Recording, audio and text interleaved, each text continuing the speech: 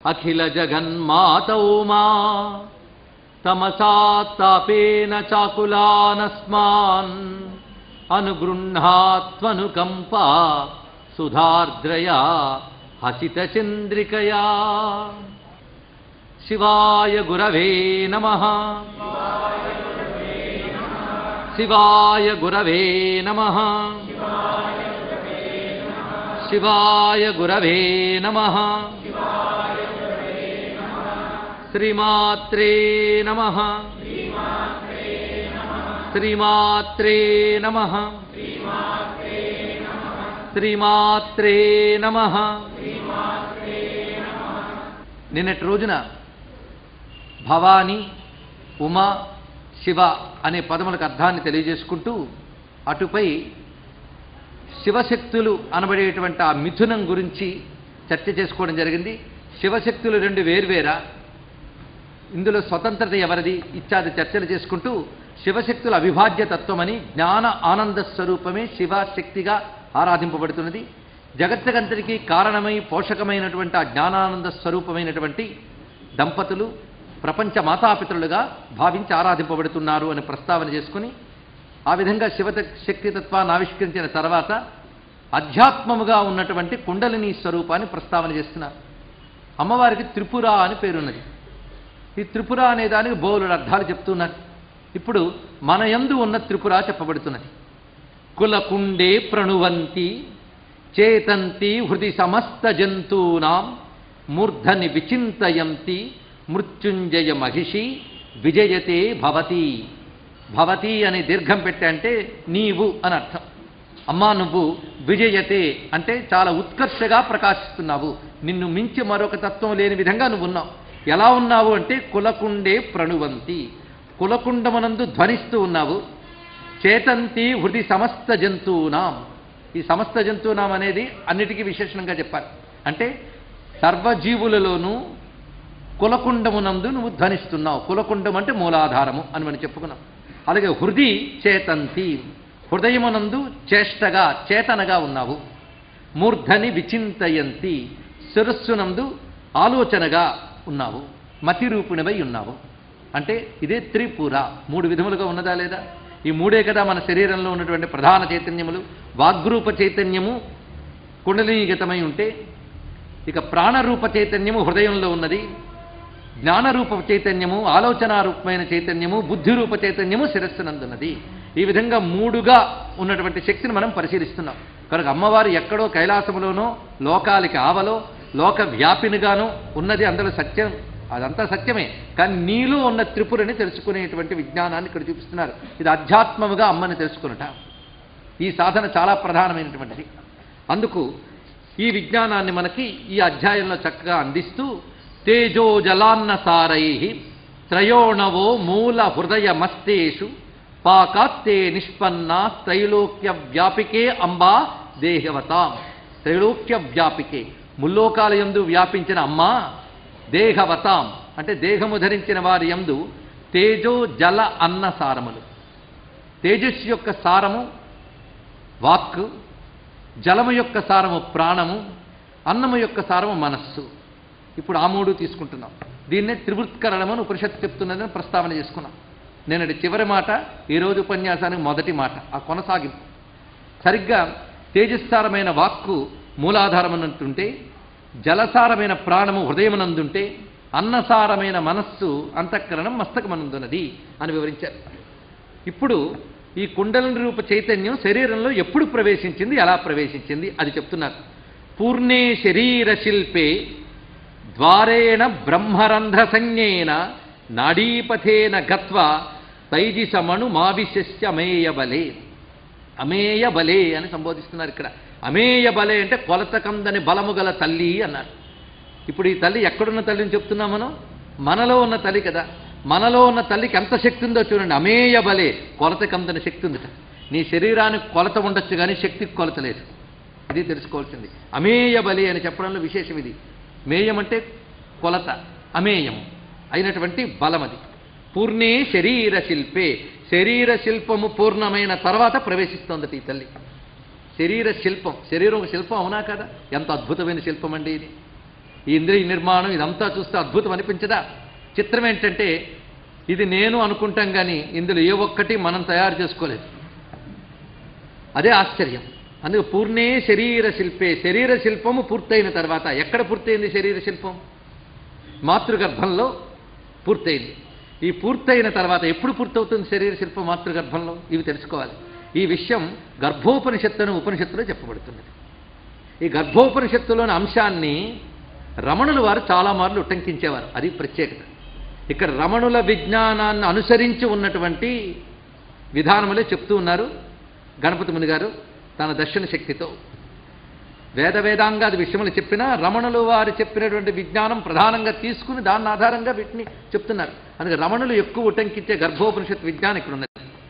శరీరం శిల్పము గర్భములో పరిపూర్ణ దశకు ఎప్పుడొస్తున్నది అంటే మాతృగర్భంలో జీవుడి శరీరము సరిగ్గా 7వ మాసానికి ఒక పరిపూర్ణతని తీసుకువస్తుంది అన్నారు. ఇది ఏర్పాటు చేసినటువంటి డాక్టర్ రజనీ సుధాకర్ గారు కూడా గైనకాలజిస్టు, వారికి తెలియాలి. చిత్రం ఏంటంటే మన ఋషులు ఇచ్చిన విజ్ఞానం చాలా చక్కగా సరిపోతుంది. అయితే ఇప్పుడు చెప్పే సూక్ష్మ విజ్ఞానం భౌతిక సైన్స్కి అందనిదే. మొత్తానికి 7వ మాసంలో శరీరానికి ఒక పూర్ణత్వం వస్తుంది. పూర్ణే శరీర శిల్పే. అప్పుడు ద్వారేణ బ్రహ్మరంధ్ర సంజ్ఞేన, అప్పుడు బ్రహ్మరంధ్రం అనబడే ద్వారము గుండా నాడీపథేన గత్వ, ఈ ద్వారము నుంచి నాడీపథము నాడీ మార్గము ద్వారా అమ్మా నువ్వు ప్రవేశిస్తున్నావు అన్నారు. ఇది ప్రవేశం, అమ్మ యొక్క శరీర గృహ ప్రవేశం. ఆ ప్రవేశించేటప్పుడు తైజసమణం ఆవిశసి అన్నారు. తైజసం అణుం ఆవిశసి, ఆ ప్రవేశించిన శక్తి ఈ తైజస అణువులో ప్రవేశిస్తుంది. తిన్నగా ఆవిశసి అంటే ప్రవేశించుట, ఆవేశించుట అని అక్కడికి చేరుకుంటుంది. తైజస అణువు అంటే ఏమిటి? ఇందాక చెప్పుకున్న మాటలు జాగ్రత్తగా, ఇది విజ్ఞానం మర్చిపోరాదు. ఆ కొనసాగింపు అలా పట్టుకొస్తేనే మీరు ఆనందించగలరు వీటన్నిటిలో కూడా. తైజసమణువు అంటే వాక్, తేజోమయి వాక్ అని చెప్పుకున్నాం కదా చాందోగ్యం ప్రకారంగా. అది ఉన్న చోటేది మూలాధారం. అందుకే తైజసమణు ఆవిశసి అంటే మూలాధారానికి చేరుకుంటుంది. బ్రహ్మరంధ్రంలో ప్రవేశించి ఇక్కడ చేరుకుంటుందిట. ఎలాగైతే మనకు ఇల్లు తయారు చేసుకుని ఎలక్ట్రికల్ ఎక్విప్మెంట్ అంతా రెడీ చేసుకుని ఎక్కడెక్కడ వైరింగు అన్నీ చేసి పెట్టుకుంటాం, ఆ తర్వాత ఇస్తాం కనెక్షన్. అది ఇవ్వగానే ఆ ప్రధానమైన తీగ ద్వారా ఇంట్లో ఉన్న ఈ సబ్ వైరింగ్ మిగిలిన వాటన్నిటికీ కనెక్షన్ వెళ్తుంది. అలాగే మన శరీరం అలాగే ఉంది. దీని నిండా వైరింగ్ చేసి పెట్టేది. వైరింగ్ అంటే నాడీ మండలం. దీంట్లోంచి ప్రవహిస్తోంది అద్భుతమైన శక్తి, విద్యుత్ శక్తి లాంటి శక్తి. ఓకే, విద్యుత్ పరికరంలో విద్యుత్ ఉంటే అది పనిచేస్తున్నట్టు ఈ పరికరంలో ఒక విద్యుత్ ఉంది. ఆ విద్యుత్తుని ఏంటో తెలుసుకోవాలి మనం ఇక్కడ. ఆ విద్యుత్తే శక్తి. ఎలాగైతే గృహ నిర్మాణం పూర్తయిన తర్వాత ప్రధానమైన వైర్లోకి విద్యుత్ శక్తి ప్రవేశించి అన్ని వైరుల్లోకి వెళ్ళి ప్రతి ఎక్విప్మెంట్ని పనిచేయించడం ఉంటుందో, అదేవిధంగా ఈ శరీర శిల్పం పూర్తయిన తర్వాత ప్రధానమైన బ్రహ్మరంధ్రం ద్వారా ప్రధానమైన నాడీపథం, దాన్ని సుషుమ్నా నాడి అని అంటారు. సుషుమ్నా నాడి అనబడేటువంటి మెయిన్ వైరింగ్ దాంట్లోకి ప్రవేశించి అక్కడ నుంచి మిగిలినటువంటి నాడులన్నింటిలోకి ప్రసరించి అక్కడ ఎలక్ట్రికల్ ఎక్విప్మెంట్స్ లాంటి ఇంద్రియాలు పనిచేస్తుంది. ఇది కుండలిని. మొట్టమొదటిగా ఎక్కడికి వెళుతోంది చేరుకుని అంటే తైజసమణు మూలాధారం. అక్కడి నుంచి మళ్ళీ ప్రసరిస్తుంది పైకి. ఆ ప్రసరించేది మార్గాభ్యాం ద్వాభ్యాం త్వం నాడ్యా పశ్చాత్ పురస్థ సిద్ధాభ్యాం. ఇక్కడ ప్రధానమైన సుషుమ్నకి అటు ఇటుగా 2 నాడులు ఉంటాయట. ఈ నాడుల ద్వారా పైకి కిందకి ప్రసరిస్తూ ఉంటూ సంచరిస్తూ ఉంటుంది. ఇలా నిరంతరం మనలో ప్రవహించేటువంటి శక్తి ప్రవాహాన్ని కుండలిని అని అంటారు. శక్తి ప్రవాహము ఎలాగైతే ఎలక్ట్రికల్ ఫ్లో, ఆ ఎనర్జీ ఫ్లో ఎలాగో ఇది శక్తి ప్రవాహం అన్నమాట. శక్తి ప్రవాహమే కుండలిని. ఇది నిరంతరం ప్రవహిస్తూ ప్రసరిస్తూ ఉంటుంది కనుక లహరి అన్నారు. ఇది ప్రసరిస్తున్నంత కాలమే శరీరానికి సౌందర్యం, లేకపోతే పక్కబడేయాల్సిందే. అందుకే ఇది సౌందర్య లహరి. మనలో ఉన్నటువంటి కుండలిని రూప సౌందర్య లహరిని మనం ఆవిష్కరిస్తున్నాం. ఇక్కడికి వచ్చేటప్పటికి అమ్మ రూపం చక్రం ఏమీ లేదు. మనకు దేవత అంటే ఒక రూపమో ఒక పేరో కథ ఉండాలి. అది కాదయ్యా నీలో కథ నడిపే ఆవిడ కథ అని చెప్తున్నాడు ఇక్కడ. ఈ రూపంగా ధ్యానించాలి. ఇలా భావన చేస్తే నీలో అమ్మను నువ్వు దర్శించగలవు. అది వివరిస్తున్నారు. యాతాయాత విహారే మాతస్తస్మిన్ భవత్యుపాధిస్తే ఆరభ్య మస్తక స్థల మామూలాధారమస్తి పంజరిక. మస్తక స్థలం నుంచి మూలాధారం వరకు, మళ్ళీ మూలాధారం నుంచి మస్తక స్థలం వరకు యాతాయాతము, ఈ రాకపోకలతో అమ్మ ఆ శక్తికి ఉపాధిగా దేన్ని తీసుకుందంటే అస్థిపంజరాన్ని తీసుకుంది. ఇక్కడ ఇందులో ప్రవహిస్తూ వెళుతున్నది. నృతనుషు విహరంతీం త్వాం ఉపాధి వీణాకృతేర్జగన్మాత సాదృశ్యాత్ కుండలిని పరోక్షవాద ప్రియా ప్రభాషంతే. పరోక్షవాదముతో దీన్ని కుండలిని ఎందుకంటున్నారంటే, కుండలిని అంటే చుట్టుకున్నది అని అర్థం. ఈ వెన్ను కూడా పాము, వెన్ను పామునే మనం అంటాం. కుండలిని అంటే సర్పమని అర్థం. అచ్చం పాము వలనే, పైగా తోక మీద నిలబడ్డ పాము వలె ఉంటుంది ఈ శక్తి. మనం చూస్తే క్రిందన మూలాధారం నుంచి పైన సహస్రారం వరకు ఇది కుండలిని ఉత్థానమైన వాడి విషయంలో తోక మీద నిలబడి పడగెత్తిన పాములో ఉంటుందిట. ఉత్థానం కాని వారి విషయంలో చుట్టుకుని ఉంటుంది మూలాధారంలో ఈ శక్తి. ఇక్కడ 3.5 చుట్లుతో ఉంటుందిట. సార్ధత్రివలయాకారై అన్నారు ఇక్కడ.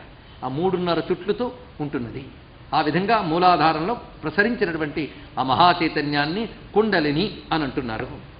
ఈ విషయాన్ని శంకరులు కూడా మనకి సౌందర్యలహరిలో చూపిస్తున్నారు. అవాప్యం స్వాంభూమిం భుజగనిభమధ్యుష్ణవలయం స్వమాత్మానం కృత్వా సపిషి కులకుండే కుహరిణి. ఆ భావం ఇక్కడ మనం గ్రహిస్తున్నాం.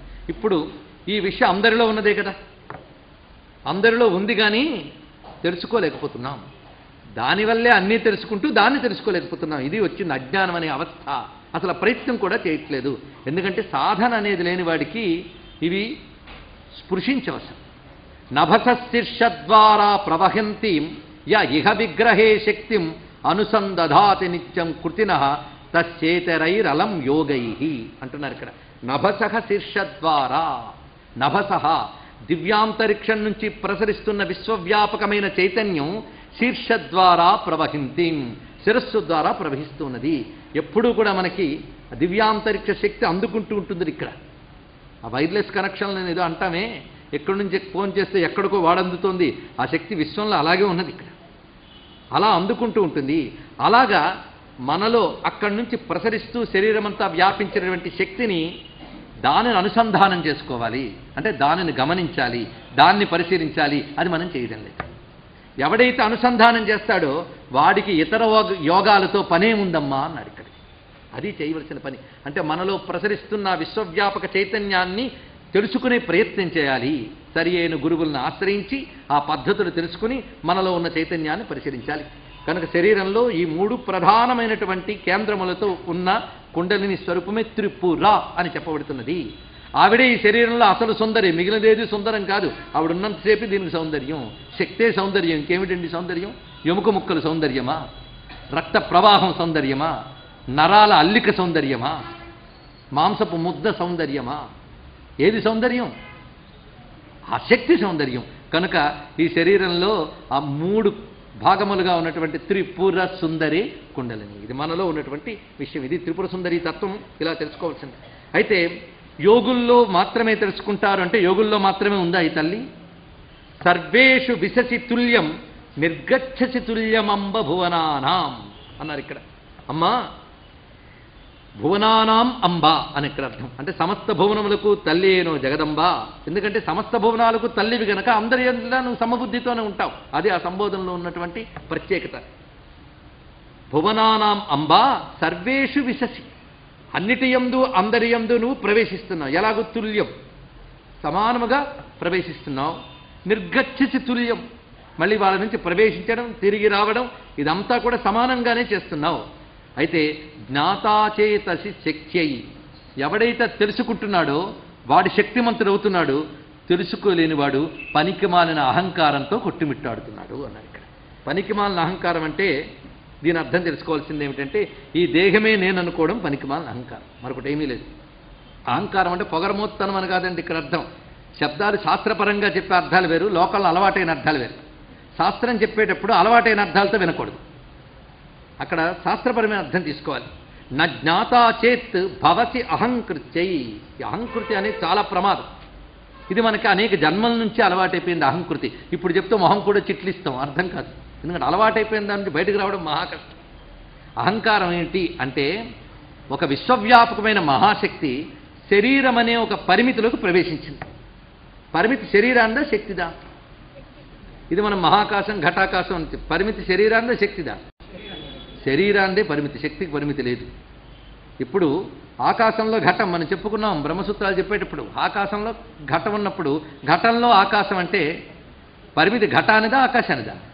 ఘటానిది. అయితే ఘటం దృష్టితో చూసేటప్పుడు ఆకాశానికి పరిమితి అంటున్నావు. అలాగే సమస్త వ్యాపకమైన శక్తి, అపరిమిత శక్తి పరిమితమైన నీ శరీరంలో ఉన్నది అనగానే ఆ శక్తి ఆ శక్తిని గమనించక ఈ పరిమితిని మాత్రమే చూస్తూ నేను అని కొలత పెట్టేశాను ఆ దేహంతో. అది ఇక్కడ ఆ కొలత పెట్టేయడంతో ఏమైపోయిందంటే అది పనికిమాలిన అహంకారంగా చేరిపోయింది. ఆ దేహం అనే దృష్టితోనే పరిమిత శక్తిగానే అపరిమితాన్ని చూస్తున్నావు కనుక శక్తిని నువ్వు అపరిమితంగా చూడలేక పరిమితమైన దేహానికి బద్ధంగా చూడడం అనేది ఏది ఉందో అది అహంకారము. ఇది బాగా గుర్తుపెట్టుకోవాలి. ఎందుకంటే మన అసలు కథ ఇది, అది తెలియాలి. మన అసలు కథ ఇది. అపరిమితమైన ఈశ్వర చైతన్యాన్ని అది మన శరీరంలో ప్రసరిస్తూ ఉంటే శరీరానికి మాత్రమే పరిమితి అని చూసుకుని అది ఈశ్వర చైతన్యమని గుర్తించక ఈ శరీరానిదే శక్తి అనుకునే భ్రాంతి ఏదైతే ఉందో అది అహంకారం. అది గుర్తించితే అది బలంట. ఎందుకంటే మన శరీరంలో ఉన్న శక్తి అపరిమితమని ఎవడు గుర్తిస్తాడో వాడు అపరిమిత శక్తి సంపన్నుడవుతాడు. ఇదొక్కటి తెలుసుకుంటే మనలో ఉన్నటువంటి శక్తి అపరిమితం అని తెలిసినప్పుడు ఆ నేను అనబడే స్ఫురణ ఏదైతే నీ నుంచి వస్తున్నదో, ఏ శక్తి వల్ల వస్తున్నదో ఆ శక్తి అపరిమితం ఉన్నప్పుడు నువ్వేమవుతావు? అపరిమితం కావు. నువ్వు పరిమితమైన దేహంతో బంధించి చూస్తున్నంతకాలం దేహోస్మని ఈ శరీరం పోయిన తర్వాత మరో పరిమిత దేహంలో ప్రవేశిస్తూ జన్మ పరంపరలో పడుతున్నావు. ఎంత చెప్పినా నేనును దీనితో కలిపి చూసినంతకాలం అజ్ఞానమేనండి. నేనును మేనుతో కలిపినంతకాలం అజ్ఞానం. ఎందుకంటే రమణుల ఫిలాసఫీ ఉంది, అది వివరిస్తున్నారు ఇక్కడ. జ్ఞాతాచేదసి శక్త్యై నజ్ఞాతాచేద్ భవతి అహంకృత్యై అన్నారు ఇక్కడ. అది అహంకృతికి హేతు అవుతున్నదమ్మా. అవతరణం జాతం చేత్ ఆరోహణమద్భుతం భవేత్ శక్తే యస్మిన్నిదం శరీరం భవతి మహద్వైద్యుతాగ్ని యంత్రమివా అన్నారు ఇక్కడ. నిజానికి మన శరీరంలో ఆ తల్లి ప్రవేశించి వెళుతూ ఉంటే మన శరీరం ఒక వైద్యుతాగ్ని యంత్రంలో ఉంది. అంటే అప్పటికే ఎలక్ట్రికల్ ఎనర్జీ ఇలాంటివన్నీ కూడా ఈయన రచించిన టైంకి ఉంది కదా, కానీ వైద్యుతాగ్ని యంత్రము అన్నాడు. వైద్యుత అగ్ని ప్రవేశించిన యంత్రంలో ఉంటుంది శరీరము ఆ శక్తి వలన. అంతేకాదు ఎవరైతే అవతరణాన్ని ధ్యానం చేస్తారో అవతరణం జాతం చేత్ అవతరణమును ధ్యానిస్తారు. అంటే అవతరణము అంటే ఆ శక్తి నాలో ప్రవేశించి సంచరిస్తున్నది అనేది ఎవరు ధ్యానం చేస్తారో, అంటే ఆ శక్తిని మాత్రమే దర్శిస్తారో అటువంటి వారి శరీరం ఒక అద్భుతమైన శక్తి విలాసంగా ఉంటుందమ్మా. అందుకే అమ్మవారిని తమలో కుండలినిగా ధ్యానించిన మహాత్ములు యోగులై మనకంటే అసామాన్యులై ఉంటారు. ఎందుకంటే మనలాంటి వాళ్ళే గణపతి ముని, మనలాంటి వాళ్ళే రమణులు అనడానికి లేదు కదా. మనలాంటి శరీరమే వాళ్ళది అయి ఉండొచ్చు, కానీ వాళ్ళ శరీరం ఒక వైద్యుతాగ్ని యంత్రం. అది అందులో శక్తి విలాసం కనబడుతుంది. మనలోని శక్తి ఉన్న విలాసం ఎందుకు కనబడట్లేదు? శక్తిని మనం దేహరూప అహంకారంగా పరిమితి చేసి చూస్తున్నాం. అది ఇక్కడ విషయంగా. ఆరోహణ మధ్యాతృషు హృదయే అహంకారమాత్ర నిష్పత్యై తదను శరీరమిదం స్యాత్ సుఖాయ దుఃఖాయ వా యథాభోగం. సామాన్య జనుల కథ ఇక్కడ చెప్పాడండి. 99.9% మంది సామాన్య జనులే. అయితే మహావిషయం చెప్పేటప్పుడు అది మహావిషయంగా తెలుసుకుంటే చాలు. ఇదే మనకు అందేదా పెట్టేదా వినడం ఎందుకంటే అనుకోవద్దు. ఇలాంటి వింటూ ఉంటే ఎప్పటికైనా మనం తరించే అవకాశం ఉంది. ఈ జన్మ కాకపోతే మరో జన్మ. ఇప్పుడు విన్నాం, బ్రతుకు బాగుంటే ఈ జన్మలోని సాధన చేస్తాం. లేదా విన్న సంస్కారం ఊరుకోదు, మరో జన్మలోని ఎప్పుడో సాధనగా బయటకు వస్తుంది. ఊరుకుంటుందా? అందుకు వినాల్సిందే కనీసం. ఏదో దేహం నేను అనుకుంటుంటే ఈయన కష్టపడి కాదని చెప్తున్నాడు, కాసేపు విందామని దయతో విన్నా ఎప్పుడో ఒకప్పుడు దేహం నేను కాదని స్థితికి వెళతామేమో. అందుకు విషయం ఎక్కడంటే ఆరోహణ మధ్యాతృషు. అద్భుతమైన శబ్దం అండి. ఎందుకంటే మహాయోగి చెప్తున్నాడు, స్వానుభవంతో చెప్తున్నాడు. అధ్యాతృషు అనే మాటకి ధ్యానము చెయ్యని వారు యందు అని అర్థం. ధ్యాతలు అంటే ధ్యానించేవారు, అధ్యాతలు ధ్యానము చెయ్యని వారు అని అర్థం. ధ్యానం చేయడం అంటే అర్థం ఏంటండి? కాసేపు దృష్టిని నిలపడం అండి. మరి పెద్ద ధ్యానం అంటే అదో ప్రక్రియ, మళ్ళీ మెడిటేషన్ స్కూల్ ఎక్కడాని వెతకదు. కాసేపు దృష్టి నిలపండి. దేని యందు? నీలో వాగ్రూపముగా ప్రాణరూపముగా మనోరూపంగా సంచరిస్తున్న తల్లి ఎవరున్నారో ఆ తల్లి యందు మనస్సు నిలపాలి. ఆ మనస్సు నిలిపే ప్రయత్నం చేయకుండానే 99.9% బతికేస్తున్నారు. ఎందుకు బతుకుతున్నారో తెలియదు, ఎలా బతుకుతున్నారో తెలియదు. అసలు నాలో శక్తి ఎక్కడి నుంచి వచ్చిందని ఆలోచన కూడా లేదు. ప్రశ్న లేదు కనుక సమాధానం కోసం అన్వేషణ లేదు. ఈ చైతన్యం ఎక్కడి నుంచి వచ్చింది, నేనేమిటని ప్రశ్న వేసుకున్న వాళ్ళు ఎంతమంది అండి? ఏదో రిటైర్ అయిపోయాం కనుక కాలక్షేపం కోసం గుళ్ళు గోపురాలు తిరుగుతూ అక్కడ పురాణాలు చెప్తుంటే కాసేపు కునుకొచ్చేద్దాం అనుకునే జాతే తప్ప సాధన చేసేవాళ్ళు ఎంతమంది? అందుకు అధ్యాతృషు. ఇది ఇక్కడ అసలు ధ్యానించని వారి యందు ఆరోహణం అంటే వారిలో కూడా అమ్మ ప్రవేశించి సంచరిస్తుంది. మూలాధారంలో ప్రవేశించి అక్కడి నుంచి పైకి వెళ్తుందట. ఆ పైకి వెళ్ళినప్పుడే హృదయం దగ్గరికి వచ్చేటప్పటికి ప్రాణశక్తిగాను, శీర్షం దగ్గరికి వచ్చేటప్పటికి మనశ్శక్తిగాను సంచరిస్తున్నారు. ఆ శక్తి మూలాధారం నుంచి పైకి వెళుతుంది. అక్కడున్న నాదశక్తి అయిన వాక్కు యొక్క సూక్ష్మ స్వరూపాన్ని తెలుసుకోరా, అదే మోక్షమురా అన్నారు త్యాగరాజ స్వామి వారు. మూలాధారజనాద మెరుగుటే ముదమగు మోక్షమురా. ఈ సందర్భంలో ఆయన ఎందుకు గుర్తు చేశాం? విజ్ఞానం అంతా ఒక్కటే అని చెప్పడం కోసం, ఆధ్యాత్మిక సాధన అంటే దాని స్వరూపం ఒకటే అని చెప్పడం కోసం చెప్తున్నా. ఇదే ఆయన అన్నారు, మూలాధారజ నాద మెరుగుటే ముదమగు మోక్షమురా. అది విషయం. ఆ మూలాధారజ నాదం, దాని నుండి బయలుదేరి ఈ తీగ ఇక్కడ ఒక పండు, అక్కడ ఒక పండు, ఇక్కడ ప్రాణరూప ఫలంగాను, అక్కడ జ్ఞానరూప ఫలంగాను వస్తున్నది. ఇది గ్రహించగలిగి మనలో ఉన్న శక్తి విలాసాన్ని పరిశీలించాలి. చిచ్చక్తి విలాసం. ఈ ఆరోహణాన్ని ధ్యానించకుండా ఎవరుంటారో వారు హృదయంలో కేవలం ఆ అహంకారం మాత్రమే మిగిలి, ఈ శరీరం దేనికి పనికొస్తుంది వాళ్ళకి అంటే, ఈ శరీరం అపరిమిత శక్తిని తెలుసుకోవడానికి పనికి రాకుండా సుఖాయ దుఃఖాయ వా యథాభోగం, వాడి యొక్క కర్మభోగాన్ని అనుసరించి సుఖ దుఃఖాల అనుభవానికి మాత్రమే ఈ శరీరం పనికొస్తుంది. వాడికి అందుకే పనికొస్తుంది. అద్భుతమైన ఎక్విప్మెంటు, దీనిలో ఉన్న పవర్ ఏమో హై ఎనర్జీ, కానీ వాడు దేనికి వాడుకుంటున్నాడు? కర్మానుభవానికి మాత్రమే వాడుకుంటున్నాడు. అయితే ఇక్కడ తెలుసుకోవాల్సింది, ప్రతి వారిలోని వ్యక్తిత్వం అన్నది. వ్యక్తిత్వం అనే మాటకి అర్థం నేను అనే భావన. వ్యక్తి అంటే మేనిఫెస్టెడ్, అంటే వ్యక్తమైనది వ్యక్తిత్వం. మనలో వ్యక్తం ఏంటి? నేననేదే కదా. అందుకు యా వ్యక్తిత జనిమిత అహంకృతి. అహంకృతి అంటే నేను అనేటువంటి స్ఫురణ. ఇది సకల భేదధీ భూమి. ఇక్కడ ఎందరు నేనులు ఉన్నారు? రిజిస్టర్ రాస్తే మొత్తం సంతకాలు పెడితే ఎన్నో నేనులు వస్తాయి. కానీ అందరూ వాళ్ళ పేర్లు రాస్తే ముందు నేను నేను అని రాయండి. అందరూ నేనని రాయాల్సిందే. నేనంటే ఒకటే. మీకు పెట్టబడి పేర్లు రాస్తే లిస్ట్ అవుతుంది, కానీ నేను మాత్రం ఒకటే కదా. ఇది గొప్ప విషయం. ఆ నేనుగా ప్రతివారి యందు విడివిడిగా కనబడుతున్నటువంటిది తల్లి నువ్వే అన్నాడు ఇక్కడ. నేనుగా ప్రతివారి యందు విడివిడిగా కనబడుతున్నది నువ్వే. పృథగివ, పృథక్ అంటే వేరుగా.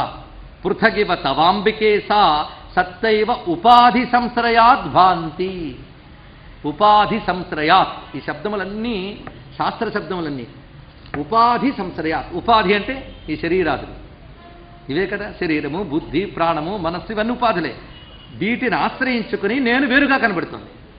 ఈ శరీరంలో నేను, ఆ శరీరంలో నేను, ఇంకో శరీరంలో నేను అని ఎవరికి వారు నేను అంటున్నారు. ఈ నేననేది వేరుగా దేనివల్ల కనబడుతుంది? ఉపాధుల వల్ల వేరువేరుగా కనబడుతుంది నేను.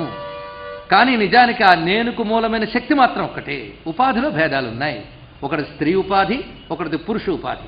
అందులో ఒకటిది నల్లని ఉపాధి, ఒకటి తెల్లని ఉపాధి, ఒకటిది పొట్టి ఉపాధి, ఒకటి పొడుగు ఉపాధి, ఒకటిది మూర్ఖోపాధి, ఒకటిది పండితోపాధి, ఒకటికి అర్థమవుతున్న ఉపాధి, ఇంకొకటికి అర్థం కాని ఉపాధి. ఇన్ని ఉపాధి భేదములు. కానీ వాటిలో ఉన్నటువంటి చిచ్చక్తి ఇది. ప్రతివాడు నేను అని దేనివల్ల అనుకోగలుగుతున్నాడు? అది పట్టుకోగలిగితే దేనివల్ల అనుకోగలుగుతున్నాడో ఆ చైతన్యం మాత్రం నువ్వేనమ్మా. మరి వేరుగా కనబడుతున్నావమ్మా అంటే ఆయా ఉపాధులని ఆశ్రయించడం చేత వేరుగా కనబడుతున్నది అని. అంతటా వ్యాపించి ఉన్న శక్తి ఉపాధి సంబంధము చేత మాత్రమే వేరుగా కనబడుతున్నది అని దీని యొక్క సారాంశం. ఆ వేరుగా కనబడడం ఏదైతే ఉన్నదో అదే అవిద్యా బీజము. ఇక్కడ అది చూపించారు. ఇది ఇక్కడ నుంచి జన్మలకు కారణం ఏంటో చెప్తున్నారు ఇక్కడ. ఇది అవిద్యా బీజము. అవిద్యా బీజం అంటే అర్థం ఏంటి? సర్వవ్యాపకమైన ఈశ్వర చైతన్యాన్ని మితంతో చూడడం. మితి అంటే కొలత, కొలతలు పెట్టి చూడడం. ఇదేమిటంటే కొండలో ఆకాశం అనుకోవడం లాంటిది. నీ గది గోడలో కన్నంలోంచి వస్తున్న సూర్యకాంతి అదే అక్కడికే చూస్తే అది మితి. అంటే మితి చేసి చూసేదే మాయ, మరొకటి ఏం లేదు. కొలత పెట్టి చూసేసేవాది ఆ చైతన్యాన్ని, ఆ శక్తిని. అది అవిద్యా బీజం అని చెప్పబడుతుంది. దానివల్ల బీజం ఉంటే భూజం ఉండాలి కదా, అంటే విత్తనం ఉంటే చెట్టు ఉండాలి కదా. అవిద్యా బీజం నుంచి వచ్చే చెట్టు ఏమిటండి? సంసార వృక్షస్య అన్నాడు ఇక్కడ. ఈ బీజం దేని బీజమయ్యా అంటే సంసారం అనే వృక్షానికి బీజం. సంసారం అంటే ఏమిటి? జీవుడు పొందుతున్న జనన మరణ పరంపర. ఒక బతుకు కథ కాదు, వీడు అన్ని బతుకుల కథ సంసారం. సమ్యక్ సరతీతి సంసార. జననం మరణం, జననం మరణం, జననం మరణం, చచ్చుచు పుట్టుచు మరల చర్విత చర్వణులైన వారికి అన్నమాట. ఈ పరంపర ఏదైతే ఉందో పెద్ద చెట్టు అండి, కొమ్మలు సాగినట్టు సాగుతూ ఉంటుంది ఈ జన్మలంతా కూడా. అంతా కలిపి ఒకటే చెట్టు, సంసార వృక్షం. ఇంత సంసార వృక్షానికి హేతువేది? ఈ అహం అనబడే అవిద్యా బీజం. అహం అంటే దేహానికి పరిమితమైన అహంకారం ఏదైతే ఉన్నదో అది సంసారమైన వృక్షానికి బీజము. అందుకే ఏ దేహంలో దూరితే ఆ దేహం నేను అనుకోవడం వల్ల ఎప్పుడు దేహంలోనే దూరుతున్నాం. అది ఇక్కడ చక్కటి సమన్వయం. అందుకే ఏతామాహు అవిద్యాం బీజం సంసార వృక్షరాజస్య. ఇది పెద్ద చెట్టు. రాజు అనగా గొప్ప అనుకోవద్దు, చాలా పెద్దది. బూరుగు చెట్టు కూడా చాలా పెద్దది. అలా అనమాట ఇది. సంసార వృక్ష రాజస్య అవిద్యాం బీజం ఏతామాహు. ఆ అహంకారాన్నే అవిద్యా బీజం అని అంటారు. అయితే బీజం ఉంది, భూజం ఉందండి. బీజం ఉన్నంత మాత్రాన భూజం వస్తుందా? దాన్ని పెంచి పోషించే వ్యవస్థ ఉండాలి కదా. అదేమిటో చెప్తున్నారు చూడండి. సర్వరస ఫలయుతస్య ప్రారబ్ధజలేన దేవీ దోహదిన. ఇంత అద్భుతంగా చెప్పాడు. ఈ సంసారం అనే వృక్షం పెరగడానికి అహంకారం అనే బీజం కర్మలనబడే దోహదము చేత పెరుగుతుంట. దోహదము అంటే ఒక చెట్టు పెరగడానికి చేసే ప్రయత్నము. ఇది దోహదం అంటే. అంటే బీజం వేసి ఊరుకోం, దాన్ని నీరు పెడతాం. అది కాస్త మొలకెత్తితే దాని చుట్టూ పాదు కడతాం. అది మరికొంచెం మొలకెత్తితే చుట్టూ కంచె కడతాం. ఇంత జాగ్రత్త పడతాం కదా. ఇదంతా దోహదం. అలాగే ప్రారబ్ధములు అనగా చేసుకున్న కర్మల యొక్క అనుభవాలు, వీటితో ఇంకా పెరుగుతూ ఉంటుంది అహంకారం. అప్పుడు ఈ చెట్టు నుంచి సర్వరస ఫలయుతస్య అన్ని రసఫలాలు అనుభవిస్తాం. ఈ సంసార వృక్ష ఫలం అనుభవించట్లే. అది చేదు రసమా తీపి రసమా పక్కన పెట్టండి, మొత్తం మీద చెట్టు ఫలాలన్నీ అనుభవిస్తున్నాం. ఈ చెట్టుకి సంసార విషవృక్షస్య అన్నట్టు దీని అన్ని ఫలాలు అనుభవిస్తున్నాం. సుఖము దుఃఖము ఇత్యాది అనుభవాలే ఫలములు. కనుక సుఖ దుఃఖాది అనుభవాలు ఫలములు, దోహదము ప్రారబ్ధాది కర్మలు, బీజము అహంకారము అవిద్య. ఇది సంసార వృక్ష స్వరూపం నాయన అని విస్తారం చూపించారు. ఇది ఎవరికి? వారి యందు ప్రసరిస్తున్న నిన్ను తెలుసుకోలేని వారి గతి ఇది. కనుక మన యందు ఉన్న పరతత్వాన్ని తెలుసుకోలేకపోతే సంసార వృక్షం పెంచుకుంటూ పోవడమే, తెంచుకుంటూ వెళ్ళే స్థితి లేదు. ఇది అందుకు వ్యక్తిత్వార్పక దేహే నిమ్నే కుల్యేవ. ఈ విధంగా వ్యక్తిత్వము నేను అనే భావన చేత అర్పించబడిన వారి యందు క్రిందికి ప్రవహిస్తూ ఉంటుంది కుండలిని. ఇప్పుడు అది పైకి ఉత్థానం చేసే విధానం ఎవరికి తెలుస్తుందో వారు మాత్రమే దీని నుంచి వెలికి వస్తారు. ఈ పైకి రావడం అనేది కుండలిని యోగ ప్రకారంగా నిద్రిస్తున్నటువంటి ఆ చైతన్యాన్ని, ఆ చైతన్యమే పరతత్వమని, దానివల్లే ఇది నడుస్తున్నది తెలిసిన వాడు పైకి లేపుతారు, దాన్ని క్రమంగా తీసుకువెడతారు. ఏ బ్రహ్మరంధ్ర ద్వారం నుంచి వచ్చిందో ఆ బ్రహ్మరంధ్ర ద్వారం దగ్గరికి తీసుకువెడతారు. అటువంటి వారు మాత్రమే గమనించగలరు. అది మీకు మూలాధారైక నిలయ బ్రహ్మగ్రంథి విభేదిని, మణిపూరాంతరుత్త విష్ణుగ్రంథి విభేదిని, ఆజ్ఞాచక్రాంతరాళస్థ రుద్రగ్రంథి విభేదిని. ఇందాక మనస్సు అనే అణువు ఇక్కడ ఉంటుందండి. మనస్సు అనే అణువు స్థానం ఇది. ఇంకా పైదున్నదే సహస్రారాంబుజారూఢ సుధాసార అభివర్షిని. ఇది దాటి వెళ్తే బ్రహ్మరంధ్ర ద్వారం అక్కడ. అది ఎంట్రీ అక్కడి నుంచి ఇక్కడికి వచ్చింది. ఇది కూడా దాటాలి అంటే మనస్సును కూడా దాటి వెళ్ళాలి. అది ఇక్కడ చెప్తున్నాడు. వాక్కుని ప్రాణాన్ని మనస్సుని కూడా దాటిన తర్వాత ఉంది ఆ చైతన్యం. కానీ ఆ చైతన్యం వల్లనే ఈ మూడు ఉన్నాయి. ఇది తెలుసుకోవాలి. దానివల్ల ఉన్న మూడు తెలుసుకుంటున్నావు కానీ మూడింట్లో ఉంటూ మూడింటికి అతీతం ఉన్న దాన్ని తెలుసుకోలేకపోతున్నావు నువ్వు. అందుకే త్రిపురగా ఉన్న తల్లి త్రికి పురాగా ఉంది. పురా అంటే ముందే ఉంది. అది అన్నమాట. త్రిభిపురా మూడింటికి ముందే ఉన్నది. మన లోపల త్రిపుర సుందరి రహస్య కథ ఇది. ఇప్పుడు ఆ తెలుసుకునే పద్ధతులు అనేకని చెప్పారు. మూలాధారంలో ప్రవేశించి అక్కడి నుంచే కదలిక వచ్చింది కాదన. కానీ ధ్యానించవలసిన చోటు ఏది? అహం స్ఫురణ ఎక్కడ వస్తుందో అక్కడ ధ్యానించాలట. ఇదంతా చాలా చెయ్యగలిగితే సులభమేనండి. చెయ్యగలిగేది ఎప్పుడు? చెయ్యాలనుకున్నప్పుడు. అంతే. ఎందుకు మనం సాధించలేకపోతున్నాం అంటే ఒకటే ప్రశ్న. సాధించాలని అనుకోవడం లేదు. అనుకున్నానండి. అనుకున్నావు. ఎలా అనుకోవాలో అలా అనుకోలేదు. దృఢంగా అనుకోలేదు. నువ్వు పెళ్లి చేసుకోవాలనుకున్నావు, చేసుకున్నావు. పిల్లల్ని కన్నాలనుకున్నావు, కన్నావు. సంపాదించాలనుకున్నావు, సంపాదించావు. ఎందుకు? అవి కావాలని గట్టిగా అనుకున్నావు. ఇది ఎందుకు కాలేదు? ఇది కావాలని గట్టిగా అనుకోలేదు. నేను కష్టపడను, చేసేస్తా, కావాలంటే ఉదయం గంట సేపు సంధ్యావందనం చేస్తా, మీరు ఇస్తే ఇవ్వండి లేకపోతే లేదు అని అనుకుంటున్నాం కనుక రావట్లేదు. అదే కావాలని కూర్చుంటే సాధించవచ్చు. అందుకే కావాలనుకున్న వాడికి తప్పకుండా దొరుకుతుంది. పైగా సులభం. ఏం కష్టపడాలండి దీనికి? నీ లోపల ఉన్నదాన్ని తెలుసుకో. అంతేగాని ఎక్కడి నుంచి కొనుక్కోక్కర్లేదు, ఏ కొండా కోన ఎక్కక్కర్లేదు, సాగర గర్భాల్లోకి ప్రవేశించక్కర్లేదు. అతి సులభం. కానీ లోపలికి వెళ్ళడమే మహా కష్టంట. బయట తిరగడం భలే సరదా. బహిర్ముఖత్వం ఎంత సులభమో అంతర్ముఖత్వం అంత కష్టం. అయితే కానీ తెలియదు. సరే, ఎక్కడ సాధన మొదలు పెట్టాలి అంటే అహంకారము యొక్క స్ఫూర్తి ఏ కేంద్రమునందు ఉందో అక్కడ పట్టుకున్నాడు. అహం స్ఫూర్తి అంటే నేను అనే స్ఫురణ నీకు ఎక్కడొస్తుంది చెప్పగలరా? అది కూడా మన శాస్త్ర సహాయమే మనకు కావాలి. నేను విరవీగడం తెలుసు కానీ నేను కేంద్రం ఏంటి? దానికి ఒక కేంద్రం ఉంది. నిజాన్ని నేను అనబడే చైతన్యం కేంద్రాలు లేదు, అనంతం అది. కానీ నీ శరీరంలో నువ్వు పట్టుకోవడానికి పద్ధతి చాలా అవసరం కదా. ఆ కేంద్రం ఏంటో చక్కగా చూపిస్తున్నారు. సారమపామనుభూతం హృదయస్థం సూరయో విదుశ్చిత్తం. నేను అనే స్ఫురణకి కేంద్రము హృదయము. అది ఇక్కడికి వచ్చి అంటే ప్రాణముల స్థానం అనమాట, అనాహతం. అది దాన్నే చిత్తం అంటారు. శ్రేష్టం ప్రాణం కేచన, దాన్ని శ్రేష్ఠ ప్రాణమని. జ్యేష్ఠాయచ కనిష్టాయచ ఈశాన ప్రాణద ప్రాణో జ్యేష్ఠ శ్రేష్ఠ ప్రజాపతి. అక్కడ అది ప్రాణనాడులు ఉంటాయి. ఆ ప్రాణనాడులు ఉన్నటువంటి చోటు అక్కడ ఉంటుంది అహం అనే స్ఫురణ. అంటే అహం అనే స్ఫురణకు అది ఉపాధి అనమాట. అంటే అహంకారం అక్కడికే పరిమితమై ఉంటుంది కాదు, అహం స్ఫురణకి అది ఉపాధి. ఇది తెలుసుకోవాల్సింది. ఎలాగైతే మనకు విద్యుత్ శక్తి అంతా ఉన్న ప్లగ్ పాయింట్ ద్వారానే పట్టుకుంటాం, అదేవిధంగా నీ శరీరం అంతా విద్యుత్తు ఉన్నా ప్లగ్ పాయింట్ ఇది, ఇక్కడ పట్టుకో, అక్కడ స్ఫురిస్తుంది. అయితే చాలామంది పొరపాటు పడే విషయాన్ని ముందు క్లారిఫై చేసి తర్వాత విషయంలోకి వెళ్తున్నారు గణపతి ముని గారు. ఇదంతా సైన్సేనండి. సాధన సైన్స్ అంటే సత్యం, ఇంకోటి ఏంటి కాదు. నువ్వు సాధనతో తెలుసుకోవచ్చు. మనయేవ చిత్తసంజ్ఞం వ్యవహరతాం విభజనాన్ అభిజ్ఞానం. విభజనాన్ అనభిజ్ఞానం అంటే ఇక్కడ అర్థం ఏంటంటే, కొంతమంది మనస్సుని చిత్తాన్ని కలిపేసి అంటూ ఉంటారయ్యా అన్నారు. అందుకే విభజన అనభిజ్ఞానం. అనభిజ్ఞులు అంటే తెలియని వారు, విభజన తెలియని వారు అంటే మనస్సు చిత్తం కలిపేసి మాట్లాడుతుంటారు చాలామంది. అవునా లేదా? చిత్తము మనస్సు ఒకటే అని వాడుతారు. ఈ వాడే వాళ్ళకి వేరు చేసి చూడడం తెలియదండి అన్నాడు. ఇక్కడ విభజన తెలియకపోవడం వల్ల వాడారు. కవులు కూడా వాడేశారు. ఒక్కొక్కప్పుడు మనస్సు గురించి మాట్లాడే చిత్తం అని మాట్లాడేస్తారు. కానీ రెండిటికి చాలా తేడా ఉంది. మనస్సు వేరు, చిత్తం వేరు. సంకల్ప వికల్పాలకి స్థానమైనది మనస్సు. ఇక్కడ చెప్పబడుతున్నది అహం అనే స్ఫురణ ఎక్కడ వస్తున్నదో అది చిత్తం అన్నాడు. ఆ చిత్తం యొక్క స్థానం ఏంటో హృదయం. కనుక చిత్తం అది. అందుకే చేతస్సు అని దాన్ని అంటారు. చిత్తము ఎక్కడి నుంచి నీకు చేతనత్వం కలుగుతోందో అది చిత్తం, చేతస్సు. ఎక్కడి నుంచి కలుగుతోంది? చేతంతి హృది సమస్త జంతువునాం. ఇవాళ ప్రారంభ శ్లోకం, నేను ఆఖరి శ్లోకం. హృదయం. కనుక ఆ హృదయమునే చిత్తం అంటారు. ఇది తెలుసుకోవాలి. కవిలోక వ్యవహార తదిదీన. కవిలోక వ్యవహారం కూడా మనస్సుని చిత్తాన్ని కలిపేస్తుంది, కానీ వేరు చేసి చూసుకోండి అన్నారు.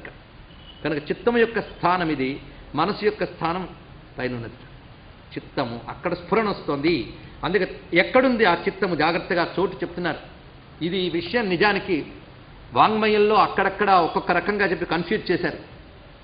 వాంగ్మయంలో మనకు అయోమయం వచ్చినప్పుడు దాన్ని స్పష్టపరిచే వాళ్ళు ఎవరు? అనుభవం ఉన్నవాళ్ళు చెప్పగలరు. అందులో పుస్తకాలు చదివి కుండలిని గురించి ఉపన్యాసం చెప్తే ప్రయోజనం ఏమున్నది?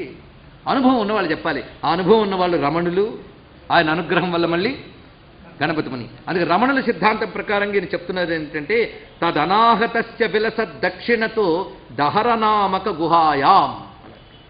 చాలా స్పష్టంగా చెప్తున్నారు. మన అనాహతం అనేదైతే మధ్య భాగం అనుకుంటున్నామో దానికి సరిగ్గా కుడివైపున దహరము అనబడే గుహ ఉంటుంది అన్నాడు. ఇక్కడ దక్షిణము వైపు ఉంటుంది అన్నాడు. అదే చిత్తం. దాన్ని చిత్తం అంటారు. చిత్తం అంటే దహరాకాశము. ఇప్పుడు చూడండి, దహరాకాశ రూపిణి అహమనే స్ఫురణకు మూలమైన దహరాకాశం. అది దహర విద్య అని ఉపనిషత్తుల్లో చెప్తున్నారు. దహరాకాశ రూపిణి అని మీరు లలితలో చదువుకుంటున్నారు. దాన్ని ఇక్కడ ఆవిష్కరిస్తున్నారు. అంటే మనం చేస్తున్న సబ్జెక్టే తెలుసుకునే సబ్జెక్ట్ అయింది ఇప్పుడు, అంతే. ఒకవేళ ఇది అర్థం కాలేదనుకోండి, అది చేయడం మానేయండి. ఎందుకు కపటంగా చదవడం? అర్ధస్ఫురణ కావాలి కదా, అది కావలసింది. అందుకే అక్కడ దహరాకాశ రూపిణి అనేటువంటి మాట, అహమిత్యేవ విభావయే భవానీ అనే మాట. అహమితి, అహం అనే స్ఫురణకి ఆ స్ఫురణ వస్తున్న చోటు హృదయం అంట మనం. అది దానికి చిత్తం అని పేరు. చిత్తం. ఆ చిత్తం అటువంటి చైతన్యాన్ని అహమనే స్ఫురణ ఎలా పొందుతుంది అంటే, కులకుండాత్తే కాపి అనుగృహాతి దేవి రశ్మికళ. ఈయన ఇక్కడ చెప్తున్న గణపతి ముని సామాన్యుడు కాడండి. ఈ మొత్తం ఉమాశాస్త్రం పూర్తయిన వెంటనే అలా కుండలిని జాగరణ జరిగి ఆ సహస్రార ద్వారం వద్ద స్పందన కలిగిందని. ఇది జరిగిన కొంతకాలానికి ఆయనకు జరిగిన అనుభవం ఏంటంటే, పడైవీడు కథ మనం చెప్పుకున్నాం కదా, రేణుకాదేవి సాక్షాత్కారం పొందిన చోటు. ఈ ఘట్టం కూడా మనం మొదటి రోజు విస్తారంగా చెప్పుకున్నాం. అక్కడ అందుకోవలసిన విషయాన్ని ఇక్కడ మళ్ళీ స్ఫురణలోకి తెచ్చుకుంటున్నాం. ఆ పడైవీడిలో ఈయన సాధన చేస్తున్నారు అమ్మ దర్శనం కోసం. ఆ సమయంలో ఒక చిత్రమైన అనుభూతి కలిగింది. శరీరం అంతా కూడాను ఆయనకు ఒక తెలియని స్థితి ఏర్పడి, నిశ్చైతన్య స్థితి ఏర్పడింది. అప్పుడు ఆయన శవాసనం వేసి ఉన్నారు. ఆ తీవ్రమైన వెన్నునొప్పి మొదలైన వచ్చినప్పుడు ఆ విధమైన విశ్రాంతి కోసం వేస్తారు ఆసనం. ఆసనం వేసాక మరి కదలలేని పరిస్థితి ఏర్పడింది. ఒక్కసారి రమణులను చూస్తే బాగుండు అనిపించింది. ఈ స్థితిలో నన్ను ఆదుకునేవాడెవడు? ఆ స్థితిలో ఎక్కడెక్కడో అరుణాచలంలో ఉన్న రమణులు అక్కడికి వచ్చి ఆయన యొక్క హృదయంపై శిరస్సుపై చెయ్యి వేయడం అనేది వచ్చింది. అందుకే మనలో జాగరణ జరిగిన నిభాయించుకునే శక్తి ఉండాలి. అందుకో గురువు యొక్క అవసరం ఎంత ఉన్నది. ఈ మహానుభావుడికి అంతకుముందే మంత్రసిద్ధులు పొందిన వాడికి కుండలిని సిద్ధి జరిగేటప్పటికి గురువు అవసరం అంత వచ్చింది. ఇది రెండవ మారు. మొదటి మారు ఆ వేడికి అక్కడ సప్తఝరి నది జలపాతంలో స్నానం చేయమని చెప్పారు. ఇక్కడ ఆయన వచ్చి ఆదుకున్నాడు. ఇక్కడ ఇది అయిపోయింది. ఇక మూడవ సంఘటన ఇంద్రాణి సప్తశతి రాస్తున్న రోజులవి. అది అరుణగిరిలోనే గుహలో ఉన్నారు ఈయన గణపతి ముందు. ఆ సమయంలో తీవ్రమైన తలనొప్పి, తీవ్రమైన వెన్నునొప్పి ఆయనకి. అయితే తలనొప్పి వచ్చిన వాళ్ళందరూ కుండలు లేచిపోయింది అనుకోవద్దు దీనివల్ల, అదొకటి మళ్ళీ ప్రమాదం. సరే, మొత్తానికి ఆ స్థితిలో ఆయన ఉన్నప్పుడు చిత్రంగా చాలా వేదన పడుతున్నారు. అక్కడ వారి భార్య విశాలక్ష్మమ్మ గారు ఉన్నారు, ఇతరులు కూడా ఉన్నారు. ఆ స్థితిలో ఒక వింత జరిగింది. ఆయన తప్పని శబ్దం వినబడింది. అంటే కపాల భేదనం జరిగింది. అక్కడ జీవించి ఉండగా కపాల భేదనం జరగడం అనేది సామాన్య విషయం కాదండి. అది జరిగాక మళ్ళీ జీవించి ఉండడం మహా కష్టం. ఎందుకంటే అపరిమితత్వంలోకి వెళ్ళిపోతుంది పూర్తిగా. మరి దేహబంధంలో అది ఉండదు. అది తప్పని ధ్వని వినబడగానే అమ్మాయి లేచేస్తాయన. కానీ అక్కడ అందరూ చూసిన దృశ్యం ఏంటి అంటే, అక్కడి నుంచి ఒక తెల్లని ఒక మహాకాంతిపుంజం ఆ గుహ యొక్క పైకప్పుకు వెళ్ళి అక్కడి నుంచి ప్రసరిస్తూ లోపలికి వెళ్తూ వెళ్ళడం అందరికీ దర్శనమిచ్చింది. అక్కడ మళ్ళీ రమణుల దయ వల్ల దాగింది. ఇక్కడ అది అంటే అర్థం, నిజానికి అప్పుడే విలీనం అవ్వవలసినప్పటికీ కూడా అపరిమితమైనటువంటి ఆ చైతన్యాన్ని పొంది కూడా తిరిగి మళ్ళీ దేహంలో ప్రవేశించి ఆ జీవన్ముక్త స్థితి నుంచి చెదరకుండా ఉండగలిగాడు. సామాన్యమైన విషయం కాదు. ఇది అర్థం కావాలంటే ఇది వింటున్నంతసేపు థియరిటికల్గా అనిపిస్తుంది, ప్రాక్టికల్గా పొందిన వాళ్ళు కష్టం. అయితే సరిగ్గా అర్థం చేసుకునే వాళ్ళు కూడా కష్టం. ముందు అర్థం చేసుకోవాలి, పొందడం తర్వాత. అర్థం చేసుకోవడానికి అవస్థపడాలి, గురువుల కృప పొందాలి, అమ్మవారిని ప్రార్థించాలి. అప్పుడు అర్థమవుతుంది కొంతమేరకు. లేదా అర్థం కాలేదంటే ఇదేదో అర్థం కాని సబ్జెక్ట్ అయినా గౌరవం ఉండాలి కనీసం. ఇందులో ఉన్న ప్రత్యేకత ఏమిటి అంటే, ఇంకా ఈయన అవసరం సమాజానికి ఉంది అని మహాత్ములు అనుకున్నప్పుడు వారు స్వతసిద్ధంగా అటువంటి ముక్తస్థితిని పొందిన శరీరంలో ఉంటారు. అప్పుడు ఉండేటప్పుడు ఎలా ఉంటుందంటే, పునరపి రసామ్నాయ మహసహ అవాప్య స్వాంభూమిం భుజగనిభం అధ్యుష్ణవలయం అనే మాట అక్కడ శంకరులు చెప్పారు.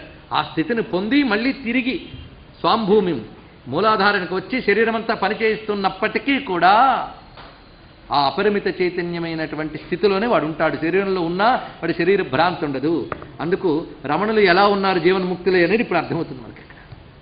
ముక్త స్థితిని పొంది కూడా వారు అలా ఉండగలరు మాత్రమే కాదు, యోగము ద్వారా ఆ స్థితికి వెళ్ళిన వాడిని ఉంచారు ఆయన మహాత్ముడు. రమణులు లేకపోయింటే ఆ స్థితి వచ్చేది కాదు. అప్పుడు కూడా గుహలోకి ప్రవేశించారు రమణులు. ఆ సమయంలోనే ప్రవేశిస్తారు. ఇంద్రాణి సప్తశతి పూర్తవుతున్న సందర్భంలో జరిగిన అంశం ఇది. కనుక ఇవన్నీ యోగ రహస్యములే. మనకున్న దేవతాతత్వములన్నీ కూడా యోగ రహస్యములే. అవి తెలుసుకోలేనప్పుడు ఆలయాల్లో విగ్రహాలుగాను, చిత్రాల్లో పటాలుగాను, నామాలుగా, రూపాలుగా భజన చేస్తూ ఉంటాం. కానీ అవన్నీ అసలు రహస్యాలుగా లోపల శక్తి రూపంతో ఉంటూ ఉంటాయి ఇవన్నీ. మొత్తానికి ఆ విధమైన కుండల్ని అనుభవం కలిగిన వాడు రాసినది. ఇది మనం గ్రహించినట్లయితే అనుభవ జ్ఞానంతో చెప్పిన మాటలు కనుక ఇంత స్పష్టంగా ఉన్నాయి. అందుకే తద్ అనాహతస్య విలస దక్షిణతో దహరణామక గుహాం, ఇదే పరం పుమాం సంనిహితం గుహాయాం అని ఉపనిషత్తు చెప్తున్న మాట కూడా ఇదే. అక్కడ చిత్తం కులకుండాత్తే కాప్యనుగృహ్ణాతి దేవి రశ్మికళ. రశ్మికళ అంటే కిరణశక్తి అని అర్థం. ఈ మూలాధారంలోకి ప్రవేశించిందన్నామే చిచ్చక్తి. ఆ చిచ్చక్తి యొక్క రశ్మికళ అది వచ్చి ఇక్కడ ప్రవేశిస్తుందిటండి. ఎక్కడ? ఆ దహరమనబడేటువంటి గుహలో ప్రవేశించి అక్కడిది అహం రూపస్ఫురణలో ఉంటుందిట. అక్కడున్న సూక్ష్మ నాడులన్నిటినీ కూడా అది స్పందింపజేస్తుంది. అక్కడ స్పందింపజేసినప్పుడు అహంస్ఫురణ ఇక్కడ వస్తున్నది. కానీ ఈ కళ ఎక్కడి నుంచి వచ్చింది? మూలాధారం నుంచి వచ్చింది. అంటే ఇక్కడికిక్కడే పుట్టలేదు. మూలాధారంలోకి ప్రవేశించినటువంటి చిచ్చక్తి ఉన్నదో అది ఇక్కడికి వచ్చి అలా స్ఫురింపజేస్తున్నది. దీనికి ప్రమాణంగా చూపిస్తూ మహానుభావులు రమణులు చెప్పిన మాటని ఇక్కడ ఉటంకిస్తారు వ్యాఖ్యాతలు. రమణ గీత అని ఒకటి ఉన్నది. రమణులు చెప్పిన మాటలన్నీ నిబద్ధం చేశారు. అందులో ఈ మాట ఉన్నది, తస్య దక్షిణతో ధామ ఉత్పీతే నైవ వామతః. ఎడం వైపు కాదు అని మళ్ళీ స్పష్టంగా చెప్పాడు. ఆ దక్షిణం అనబడేది ఇది సూక్ష్మ హృదయం అంటారు దీన్ని. తస్మాత్ ప్రవహతి జ్యోతి సహస్రారం సుషుమ్నయ. ఇది ఎంత మేరకు ప్రమాణం అంటే రమణుల వాక్కు నాకు ప్రమాణం కనుక అది నేను ఇక్కడ చెప్పాను. ఇంకో మాట లేదు ఇక్కడ. అంతకని ఇంకేదో శాస్త్రం వచ్చి అక్కడ ఉంది ఇది అంటే వాదిస్తే నాకేం తెలియదు. కానీ రమణులు చెప్పిన మాట ప్రమాణం. ఇప్పుడు ఒక మాట ఉన్నది, దక్షిణమునందు అహం రూప స్ఫురణతో ఉన్న చైతన్యం యొక్క స్వరూపం ఏమిటి? ఎలా ఉంటుంది ఇది? శక్తికి రూపం ఏమిటి? ఏ రూపం అది? అది అణు అంటే అత్యంత సూక్ష్మం అని చెప్పడం, అంతగా నలుసంత అని కదా, అత్యంత సూక్ష్మం. అయినప్పటికీ అంగుష్ట ప్రమాణం అని అంటారు. ప్రమాణం బొట్టల మీదంత ప్రమాణంతో ఉంటుంది హృదయంలో. ఏమిటయ్యా అంటే అది నిజానికి దానికి బొట్టన వేలంత ప్రమాణం లేదయ్యా, హృదయం ప్రమాణం అంత గనక.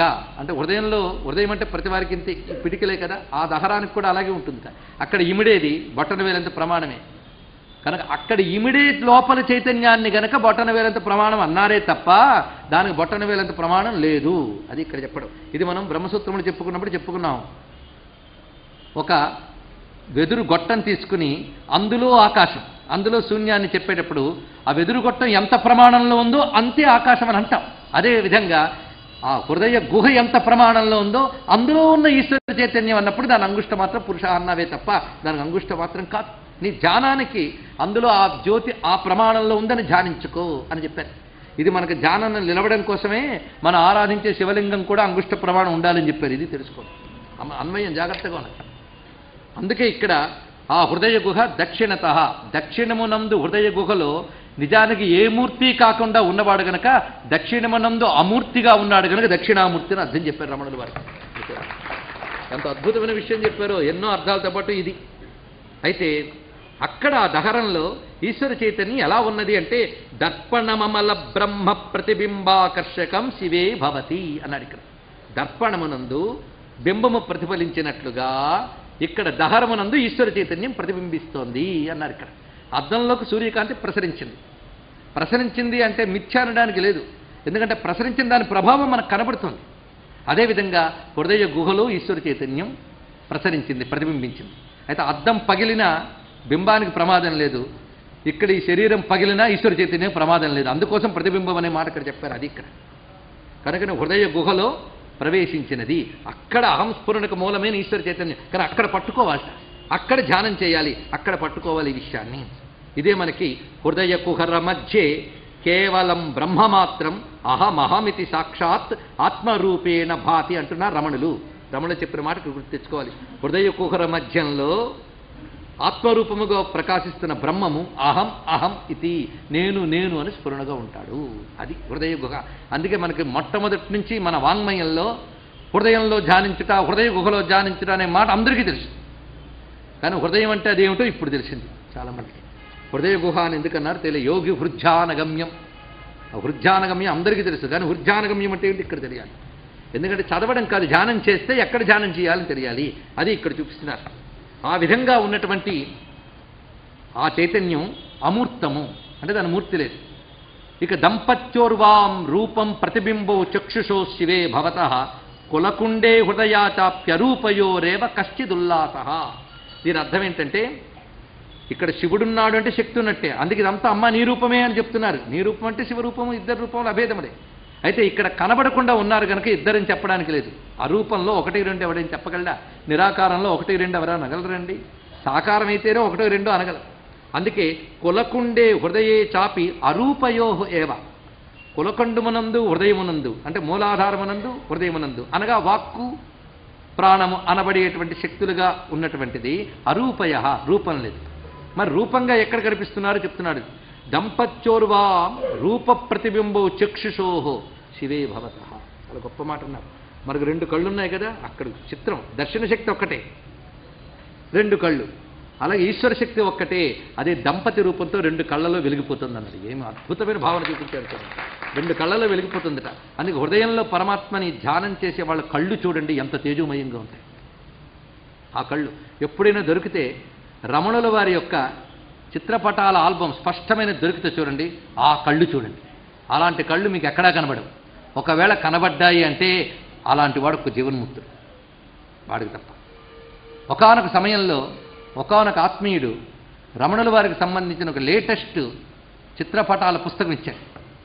అది నేను చూస్తుంటే ఈ కళ్ళు ఎక్కడో చూసినట్టు అనిపించింది. రమణుల వారిని నేను చూడలేదు, వయస్సు అంత కాదు. ఆ కళ్ళలో మాత్రం మహాజ్యోతి. అలాంటి కళ్ళు ఎక్కడా చూడలేదు లోకంలో. ఒక్కచోట చూశాను అనిపించింది. అది నాకు అప్పటికే పరిచయం అయి ఉన్నటువంటి ఒక జీవన్ముక్తిని కళ్ళు. ఆ పేరు నేను చెప్పనెవరో, వారు ఇప్పటికీ ఉన్నారు మహాత్ములు. ఆ జీవన్ముక్తి నేత్రాలు సరిగ్గా రమణుల నేత్రాల్లాగా ఉన్నాయి. అంటే రమణుల నేత్రాలు మళ్ళీ చూడాలంటే జీవన్ముక్తి నేత్రాల్లో ఉంటాయి. ఒక్కడు గుర్తుపెట్టుకోండి, జీవన్ముక్తులు యోగులు వన్స్ అపాన్ ఏ టైం మాత్రమే ఉన్నారు అనుకోవద్దు. ఇప్పటికీ భారతదేశంలో ఉన్నారు. ఈ దేశంలో యోగులకు కొదవలేదు, ఋషులకు కొదవలేదు, జ్ఞానులకు కొదవలేదు. వాళ్ళు ఎప్పుడూ మనకు అభయంగా ఉంటూనే ఉంటారు. అది గ్రహించవలసిన అంశం. ఆ జీవన్ముక్తి నేత్రములు, ఈ నేత్రములు అప్పుడు స్ఫురణ వచ్చి పోల్చుకున్నాం. ఎందువల్ల ఆ నేత్రం వల్ల దీప్తి వచ్చింది? హృదయగతమైనటువంటి పరంజ్యోతిని వారు నిరంతరం అంతర్ముఖులు దర్శించారు. వాళ్ళు కళ్ళు తెరిచిన ఆ వెలుగే కనబడుతుంది. కనుకనే కనబడకుండా ఇక్కడున్నది ఇక్కడ కనబడుతుందిట. కనబడేటప్పుడు రెండయింది కదా, ఆ రెండే దంపతులు అన్నాడు. ఎవరయ్యా దంపతులు అంటే దంపత్యోర్వాం రూపం ప్రతిబింబం. ఇది కూడా ఊరికనే చెప్పిన మాట కాదండి. చాక్షుష పురుషుడు అని ఉపనిషత్తులో చెప్పినటువంటి చక్షుషీ విద్య అని ఉపనిషత్తులు ఉంది. ఆ చాక్షుషీ విద్య గురించి చెప్తున్నారు ఇక్కడ. అంటే మన హృదయంలో ఏదున్నదో, సూర్యమండలంలో ఏ పరంజ్యోతి ఉన్నదో, మన నేత్రములో అదే ఉన్నదని ధ్యానించే ఒక ఉపాసన ప్రక్రియ ఉపనిషత్తులే చెప్పారు. దాన్ని ఇక్కడ అన్వయిస్తున్నారు ఈ మహానుభావులు. మొత్తానికి మనం పరిశీలిస్తే నేత్రదృష్టిగాను హృదయమునందు అటువైపు మూలాధారమునందు ఉన్నది ఆ శివశక్తుల తత్వమే. ఇక్కడ అరూపంగా ఉంది, ఇక్కడ వ్యక్తమే కనబడుతున్నది అని చెప్పారు. అయితే ఇప్పుడు మనం ధ్యానించవలసిన చోటు ఫిక్స్ అయిపోయింది. ఏమిటి? చిత్తం. చిత్తమణీయో విత్తం యయిదం మూల్యే ప్రపంచతోప్యధికం. మొత్తానికి తెలుసుకోవలసిన గొప్ప విషయం ఏంటంటే, సృష్టిలో అన్నిటికంటే గొప్ప సంపద ఏమిటో చెప్తున్నాడు. చెప్పండి చెప్పండి అని అందరికీ ఉత్సాహం పుడుతుంది. ఎందుకంటే ఈ సంపద ఉన్నదే, ఈ సంపద దొరకబుచ్చుకోవడం చాలా కష్టం. కానీ దీనితో సమానమైన సంపద ప్రపంచంలో లేదుట. మరి అంత గొప్పదేదో ఉన్నప్పుడు కాజేయాలనిపించట్లేదు? అనిపించాలి. ఏదో ఇప్పటివరకు సంపాదించి అలసిపోయామండి, ఇప్పుడు అనిపించట్లేదు అంటే నేనేం చెప్పలేను. అనిపించాలండి ఆ సంపద, అది కూడా సంపాదించేద్దాం. మరి అనిపించాలా? ఆ ఉత్సాహం ఉన్న వాళ్ళకి పనికొస్తుంది. చిత్తం అనీయో విత్తం యయిదం మూల్యే. ఇది చాలా సూక్ష్మమైనటువంటి విత్తమయ్యా. ఇది మూల్యే ప్రపంచతోపి అధికం. ప్రపంచంలో అన్నిటికంటే గొప్ప విలువ దీనికున్నది. అది ఎక్కడుంది ఆ విత్తం అంటే హృదయ గుహాయా నిహితం చిత్తం. ఆ ధనం ఏమిటయ్యా అంటే నీ హృదయ గుహలో దాగిన చిత్తం అనబడే ధనమే. ఇది చిత్తం. అది హృదయమంతా వ్యాపించింది కనుక అది అంబరం, అదే చిదంబరం, అదే చిత్తం. అది ఇక్కడ వివరిస్తున్నాడు. ఇంకేమిటి వెళ్ళాం? ఎవడైతే ఆ చిత్తం అనే ధనాన్ని పొందాడో వాడికి ఇక బాహ్యమైన ఆశల నుంచి బయటకు వచ్చేస్తాడు. అంతే. అవునా లేదండి? కోటీశ్వరుల మధ్యాక ఇంకా రోడ్డు పక్కన కూర్చొని అడుక్కుంటాడు ఎవడైనా? ఒకప్పుడు అడుక్కున్నాడేమో, ఇప్పుడు అన్నీ సంపాదించాక మళ్ళీ నా సీట్ అదే అని అక్కడికి వెళ్ళాడు వాడు. అదేవిధంగా ఆ హృదయ గుహలో ఉన్నటువంటి చిత్తం అనే ధనాన్ని ఎవడైతే పొందుతాడో అది గొప్ప ధనం. ప్రపంచంలో అన్నిటికంటే విలువైన ధనంట. అది ఇక్కడ కూర్చుంది. ఆ ధనం ఉండి కూడా తెలుసుకోకపోతే దరిద్రుడు. ఒక ఆయన వాళ్ళ ఇంట్లో ఎప్పుడో మూత మూసిన బిందు ఉందిట. అది ఎప్పటి నుంచో తెరిచే ప్రయత్నం ఎవరూ చేయలేదు. వాళ్ళ తాతలు చేయలేదు, ముత్తాతలు చేయలేదు. ఆ బిందు మీద కూర్చొని అడుక్కుంటున్నట్టు. ఎవడో యోగొచ్చి చెప్పాడు దానికి, దాని లోపల నిండా ధనం ఉంది అయ్యా అని. అప్పుడు లేచి చూసుకుని అబ్బో అనుకున్నాడు, దరిద్రం అంతా పోయింది. మన బతుకు అలాగుంది. నిధి మీద కూర్చొని అడుక్కుంటున్న వాళ్ళగా హృదయంలో గుప్త నిధిని దాచుకుని అడుక్కుంటున్నట్టుందమ్మా. అందుకు అంటే ఏది లభిస్తే అన్నీ లభిస్తాయో ఆత్మ అనే వస్తువు అక్కడుందయ్యా. ఆత్మ అనే వస్తువు నువ్వే అమ్మా. ఇది చూసారు. అప్పుడే మనం ఉమాశాస్త్రం విషయం మర్చిపోయి వేదాంతంలోకి లాగేశాడు. నిదే చేస్తాడు. ఉమా అంటాడు, శివుడు అంటాడు, విష్ణువుని చూపిస్తాడు, మళ్ళీ లాగేస్తాడు. అర్థం కాని విషయాలు ఇవి. అంతే కదా. కానీ అలా అది అమ్మ యొక్క అసలు స్వరూపం అండి.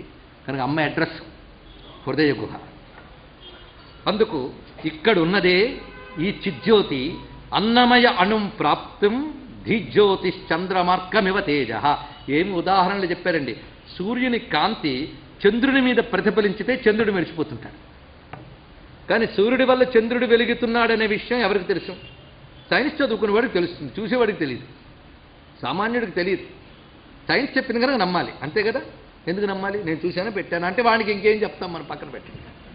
మొత్తానికి చంద్రుడికి స్వయం ప్రకాశకత్వం లేదు. మన రాత్రిపూట అబ్బా భలే ఉన్నాడండి చంద్రుడని పూర్ణిమ నాడు అనుకుంటే వాడిది కాదు వెలుగు. మరి ఎవరిది? సూర్యుడిది. సూర్యుడి నుంచి వచ్చిన రశ్ములతో చంద్రుడు వెలిగిపోయినట్టుగా హృదయంలోంచి వచ్చిన ఈ చిజ్యోతి యొక్క రశ్మితోని ఇక్కడ అన్నమయ అణువు వెలిగిపోతుంది అన్నాడు. ఇక్కడ అన్నమయ అణువు అంటే చూసారా? అందుకే ఇది కాలక్షేపం సబ్జెక్ట్ కాదు. అన్నమయ అణువు అంటే ఏంటో నేను చెప్పాను. తేజోమయ అణువు మూలాధారమునందు వాక్కుగా ఉంది, జలమయ అణువు ప్రాణముగా హృదయంలో ఉన్నది, అన్నమయ అణువు మనస్సుగా శీర్షమునందున్నది. ఈ మూడు ఉన్నాయట. అవి చెప్తే మర్చిపోతారట, అదేమిటో తెలియదు. కానీ అన్నమయ అణువేంటి? మనస్సు. ఆ మనస్సు అనే చంద్రుడు, చంద్రమా మనసో జాత చంద్రుడు. మనస్సు అనే చంద్రుడు హృదయుగంలో ఉన్నటువంటి సూర్యకాంతి, ఇది సూర్యస్థానమే, ద్వాదశ దళ స్థానం. ఇది ఇప్పుడు చూడండి, ఇక్కడ నానాహతం ద్వాదశ దళ స్థానం. ఈ సూర్యకాంతి వల్ల వెలుగుతుంది. అంటే ఇక్కడి నుంచి వచ్చే వెలుగు అక్కడ వెలుగుతుంది. కనుక మనస్సు బుద్ధి మనకుంది, అదే వచ్చింది ప్రమాదం. దాన్ని దిప్పు. అందుకే సాధన దశలో ఈ కేంద్రమే ప్రధానంగా చెప్తారు. హృదయ కేంద్రము, భ్రూమధ్య కేంద్రం. ఇక్కడ కానీ ధ్యానిస్తే మనస్సు కంట్రోల్ అవుతుంది. దీనికి అసలు స్థానం అది. ఇదేదో ఊరికినే ఊహతోనో భావుకతోనో చెప్పింది కాదండి, ఇది ఒక సైన్స్ ఇది. అందుకే ఆ స్థానం అనేది నిలుపు, అది సిద్ధమవుతుంది. అందుకే హృదయ గుహా స్థానం ఈ స్థానం.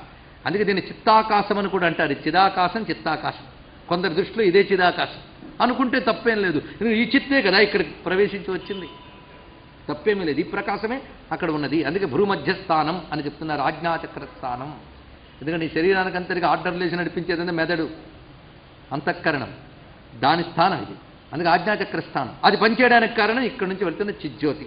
అందుకే ఇక్కడ ఈ జ్యోతియే చంద్రమార్కమివ తేజ. అది పనిచేయడం వల్ల సంకల్ప సంభవ స్థానం. మనస్సు అంటే సంకల్పములు పుట్టుచోటు. ఎన్ని సంకల్పాలు కొంతమందికి పాపం 90 ఏళ్ళు వచ్చినా అనుకున్నవన్నీ నెరవేర్చలేకపోయానండి అంటుంటాడు. ఏం కష్టపడక్కర్లే, మరికొన్ని జన్మలు ఎత్తుతాడు, పర్వాలేదు. ఏం అక్కడ ఉంటాయి. ఇది నాకు వస్తుంటే బాగుండు అనుకున్నవది అయిపోతాం. ధ్రువుడు అంతటి వాడిగే తప్పలేదు. గర్జన్మలో చాలా గొప్పవాట, మంచి వాట, మంచి విప్రుడు, జ్ఞాని అన్నీ ఉన్నాయి. కానీ పక్కవాడు మంచి పదవిలో ఉంటూ రాజ్యభోగాలు ఉంటే నాకు ఆ రాజ్యభోగాలు రాలేదే అనుకున్నట్ట. ఒక్క కారణంగా మహానుభావుడు రాజపుత్రుడి పుట్టాడు. అక్కడితో పోయింది, ఆ ధ్రువలోకం దాకా భోగకాంక్ష పెరిగిపోయింది. అందుకే కోరిక అంత ప్రమాదం. అందుకే సంకల్పాదులు విడిచిపెట్టిన వాడే ముక్తిని పొందుతున్నాడు. యస్య సర్వే సమారంభా కామసంకల్పవర్జితా. చెప్పారా లేదా? కామసంకల్పవర్జితా వాడు. అటువంటి వాడికి ఇంకా కర్తవ్యాదులు ఏం లేవు. మనం చెప్పిన త్రిపుర రహస్యం భగవద్గీత కలుపుకోండి. ఇక్కడ భగవద్గీత అంటే ఏమనుకుంటున్నారు? ఈ మధ్య భగవద్గీత ఉద్యమాలు, ప్రతివాడి ఇంట్లో భగవద్గీత ఉండాలి, ప్రతివాడి చేతిలో భగవద్గీత ఉండాలి. ఎందుకంటే పరాయి మతాల నుంచి మనల్ని కాపాడుకోవాలి. వాళ్ళ చేతులకు పుస్తకం ఉంది కదా, మన చేతిలోకి పుస్తకం ఉండాలి. మన చేతికి ఒక పుస్తకం కాదు కదా భగవద్గీత పెట్టుకున్నాం. ఇదేంటంటే కాపీ, కానీ వాళ్ళ పుస్తకం లాంటిది కాదు ఈ పుస్తకం. ఇది మస్తకాన్ని ఛేదించే పుస్తకం, సామాన్యం కాదు ఇది. ఇది జ్ఞానం. ఏమనుకున్నారు? ఇది కూర్చొని కబుర్లు చెప్పుకుని నీతి వాక్యాలు చెప్తూ పనుల ద్రవ్యము తినకము, సత్యము పలుకుము, ఇవి చెప్పుకుని నీతి పాఠాల పుస్తకం అనుకున్నారు భగవద్గీత అంటే. ఒకవేళ నాకు భగవద్గీత బాగా అర్థమైంది అంటే చెప్పినవాడు సరిగ్గా చెప్పలేదని అర్థం. ఏదో భగవద్గీత అడ్డం పెట్టుకుని మనకు నానా కబుర్లు చెప్పి నవ్వించాడు, ఆనందింపజేసాడు అర్థం. అసలు భగవద్గీత ఏంటండి? తీసుకుపోతుంది. నిజంగా భగవద్గీత వింటున్నప్పుడు మనకు నిద్ర వస్తే సరైన భగవద్గీత అదని అర్థం. ఎందుకంటే అసలు ఆత్మతత్వాన్ని చెప్తుంది, అది ఉపనిషత్ స్వరూపం భగవద్గీత, సర్వ ఉపనిషత్ సారం. సామాన్యమా? అందుకే ఇక్కడ ఈ విషయం చెప్తున్నాం. యస్య సర్వే సమారంభ కామసంకల్పవర్జిత. ఇప్పుడు ఒక్కటి, ఈ చిచ్చక్తి ఏమిటో గొడవ నాకు తెలియదు, కానీ మనస్సు తెలుసు కదా, అది తెలుసుట, అది కనిపించదు కానీ తెలుసు. దాని సబ్జెక్ట్ ఏంటి? మనస్సులోని సబ్జెక్టు సంకల్ప సంభవ స్థానం. చక్కగా చెప్పాడు. సంకల్పాలు, ఈ సంకల్పాలు ఎన్ని? బోలుడు లెక్కలేనన్ని మనోవృత్తులు. ఈ సంకల్పములే మనోవృత్తులు. అయితే ప్రతివారికి సంకల్పం తెలుసు కదా. ఒక్కడు చూడు, సంకల్పే సంకల్పే చిచ్చక్తి మనసి విస్ఫురంతీం త్వాం య ఉపాస్తే స జనస్తే గృహ్ణాతి మహేశ వల్లభే చరణం. ఇక్కడ చెప్పారు. అమ్మా, ఏ చిచ్చక్తి వల్ల ఈ మనస్సు పనిచేస్తూ ఉన్నదో, ఆ మనస్సులో రకరకాల సంకల్పాలు కలుగుతున్నాయో, అంటే చిచ్చక్తి వల్ల మనస్సు పనిచేయడం ప్రారంభించింది. మనస్సు పని ఏమిటి? సంకల్పం. లేకపోతే జడమే మనస్సు. చిచ్చక్తి వల్ల తగిలిందండి. మీరు టీవీ అలాగే ఆన్ చేశారు, కరెంట్ వచ్చి తగిలింది, బోల్డ్ సినిమాలు దాంట్లో.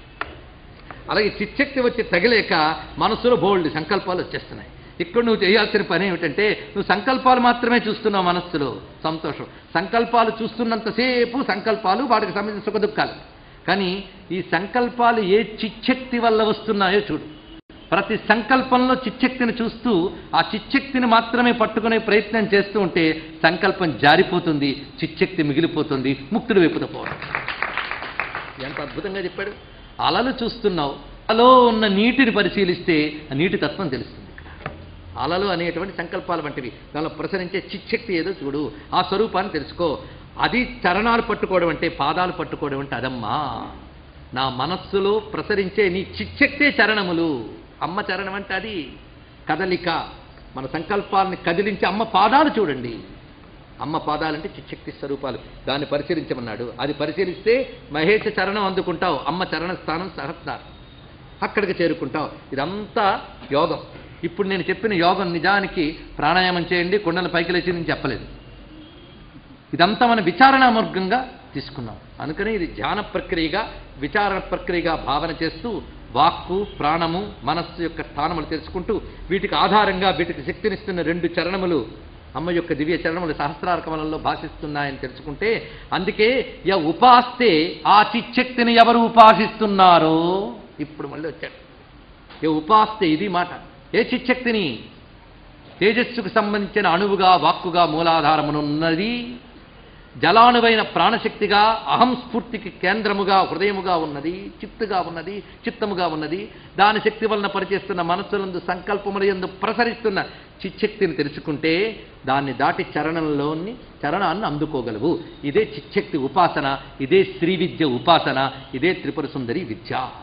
ఇది తెలియనంతకాలం బయట ఎన్ని శ్రీచక్రాలు పెట్టుకుని ఎంతమంది ముత్తైదువులకు మీరు వాయినాలు చీరలు ఇచ్చుకున్నా తప్పు కాదు, కానీ అది విద్య కాదు. అలాగే నేను వాటిని ఇక్కడ తిరస్కరించాను అనవద్దు దయచేసి. అలాంటి పాప పనులు నేను చేయను. ఇవి చేశారు కనుక ఇంకా మీరు శ్రీచక్రారాధన చేయక్కర్లేదు, అమ్మవారికి దండం పెట్టక్కర్లేదు, ముత్తైదులకు చీరలు ఇవ్వక్కర్లేదు అని చెప్పానా, అది అందుకోపోయినవి మానేస్తారు. అది వచ్చిన బాధ. ఇవి మానేయమని కాదు, ఇవి చేస్తున్న వాటి పరమార్థం తెలుసుకోమని. ఇక్కడ పిల్లలకు కూడా మనం చెప్తూ ఉంటాం, తిండి తింటే లాభం లేదురా, చదువుకోవాలి అనగానే వాడు కోపం వచ్చి తిండి తినడం మానేసేట. అప్పుడు అమ్మ ఎంత బాధపడుతుందండి, నీ తిండి తినడం మానమల్లే, చదువుకోమని చెప్పాను అర్థం. అలాగే మనకి ఎంతకాలం బాహ్య పూజల్లో ఘోరిస్తారు, లోపలికి రండి అని అంటారు గురువులు. అన్నారని బాహ్య పూజలు మానేయడం కాదు, అసలు అవి కూడా లేకపోతే నరకాలకు పోతాం. అదే ఇక్కడ అవి కూడా లేకపోతే నరకాలకు పోతాం. ఉంటే కనీసం స్వర్గాధిగతులైనా వస్తాయి, మళ్ళీ పుడతాం, అప్పుడైనా బాగుంటాం.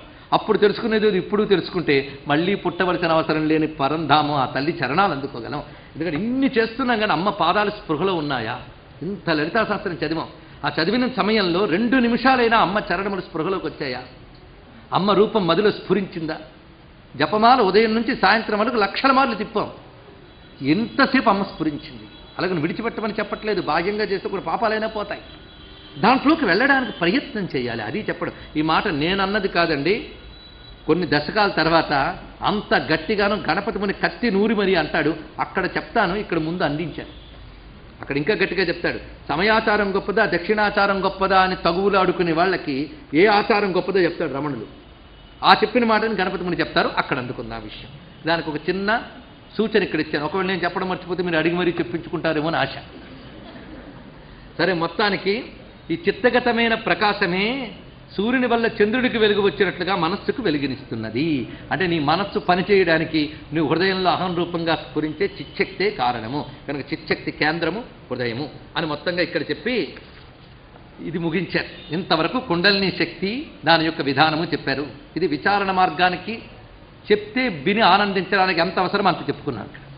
అంతేగాని వెంటనే ఇక్కడ నేను బోర్డు వేసి ఏ చక్రం ఎలా ఉంటుందో, ఏ చక్రపు రంగు ఏమిటో, ఎన్ని దళాలు ఉంటాయో, ఎక్కడ ఏ బీజాక్షరాలు ఉంటాయో చెప్తే అబ్బో ఎన్ని తెలుసో అని మీకు అనిపిస్తుంది. దానివల్ల మీకు ప్రయోజనం లేదు, నాకు ప్రయోజనం లేదు.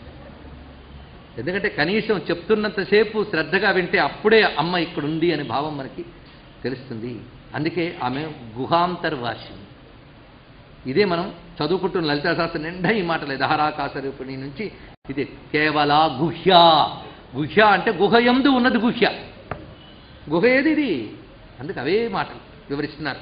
ఇంతవరకు మనం చెప్పిన దాని సారాంశం ఏంటంటే ఆ త్రిపుర సుందరి ఎక్కడే ఉంటూ నీలో మాటగా, నీలో ప్రాణంగా, నీలో మనస్సుగా ఉందయ్యా.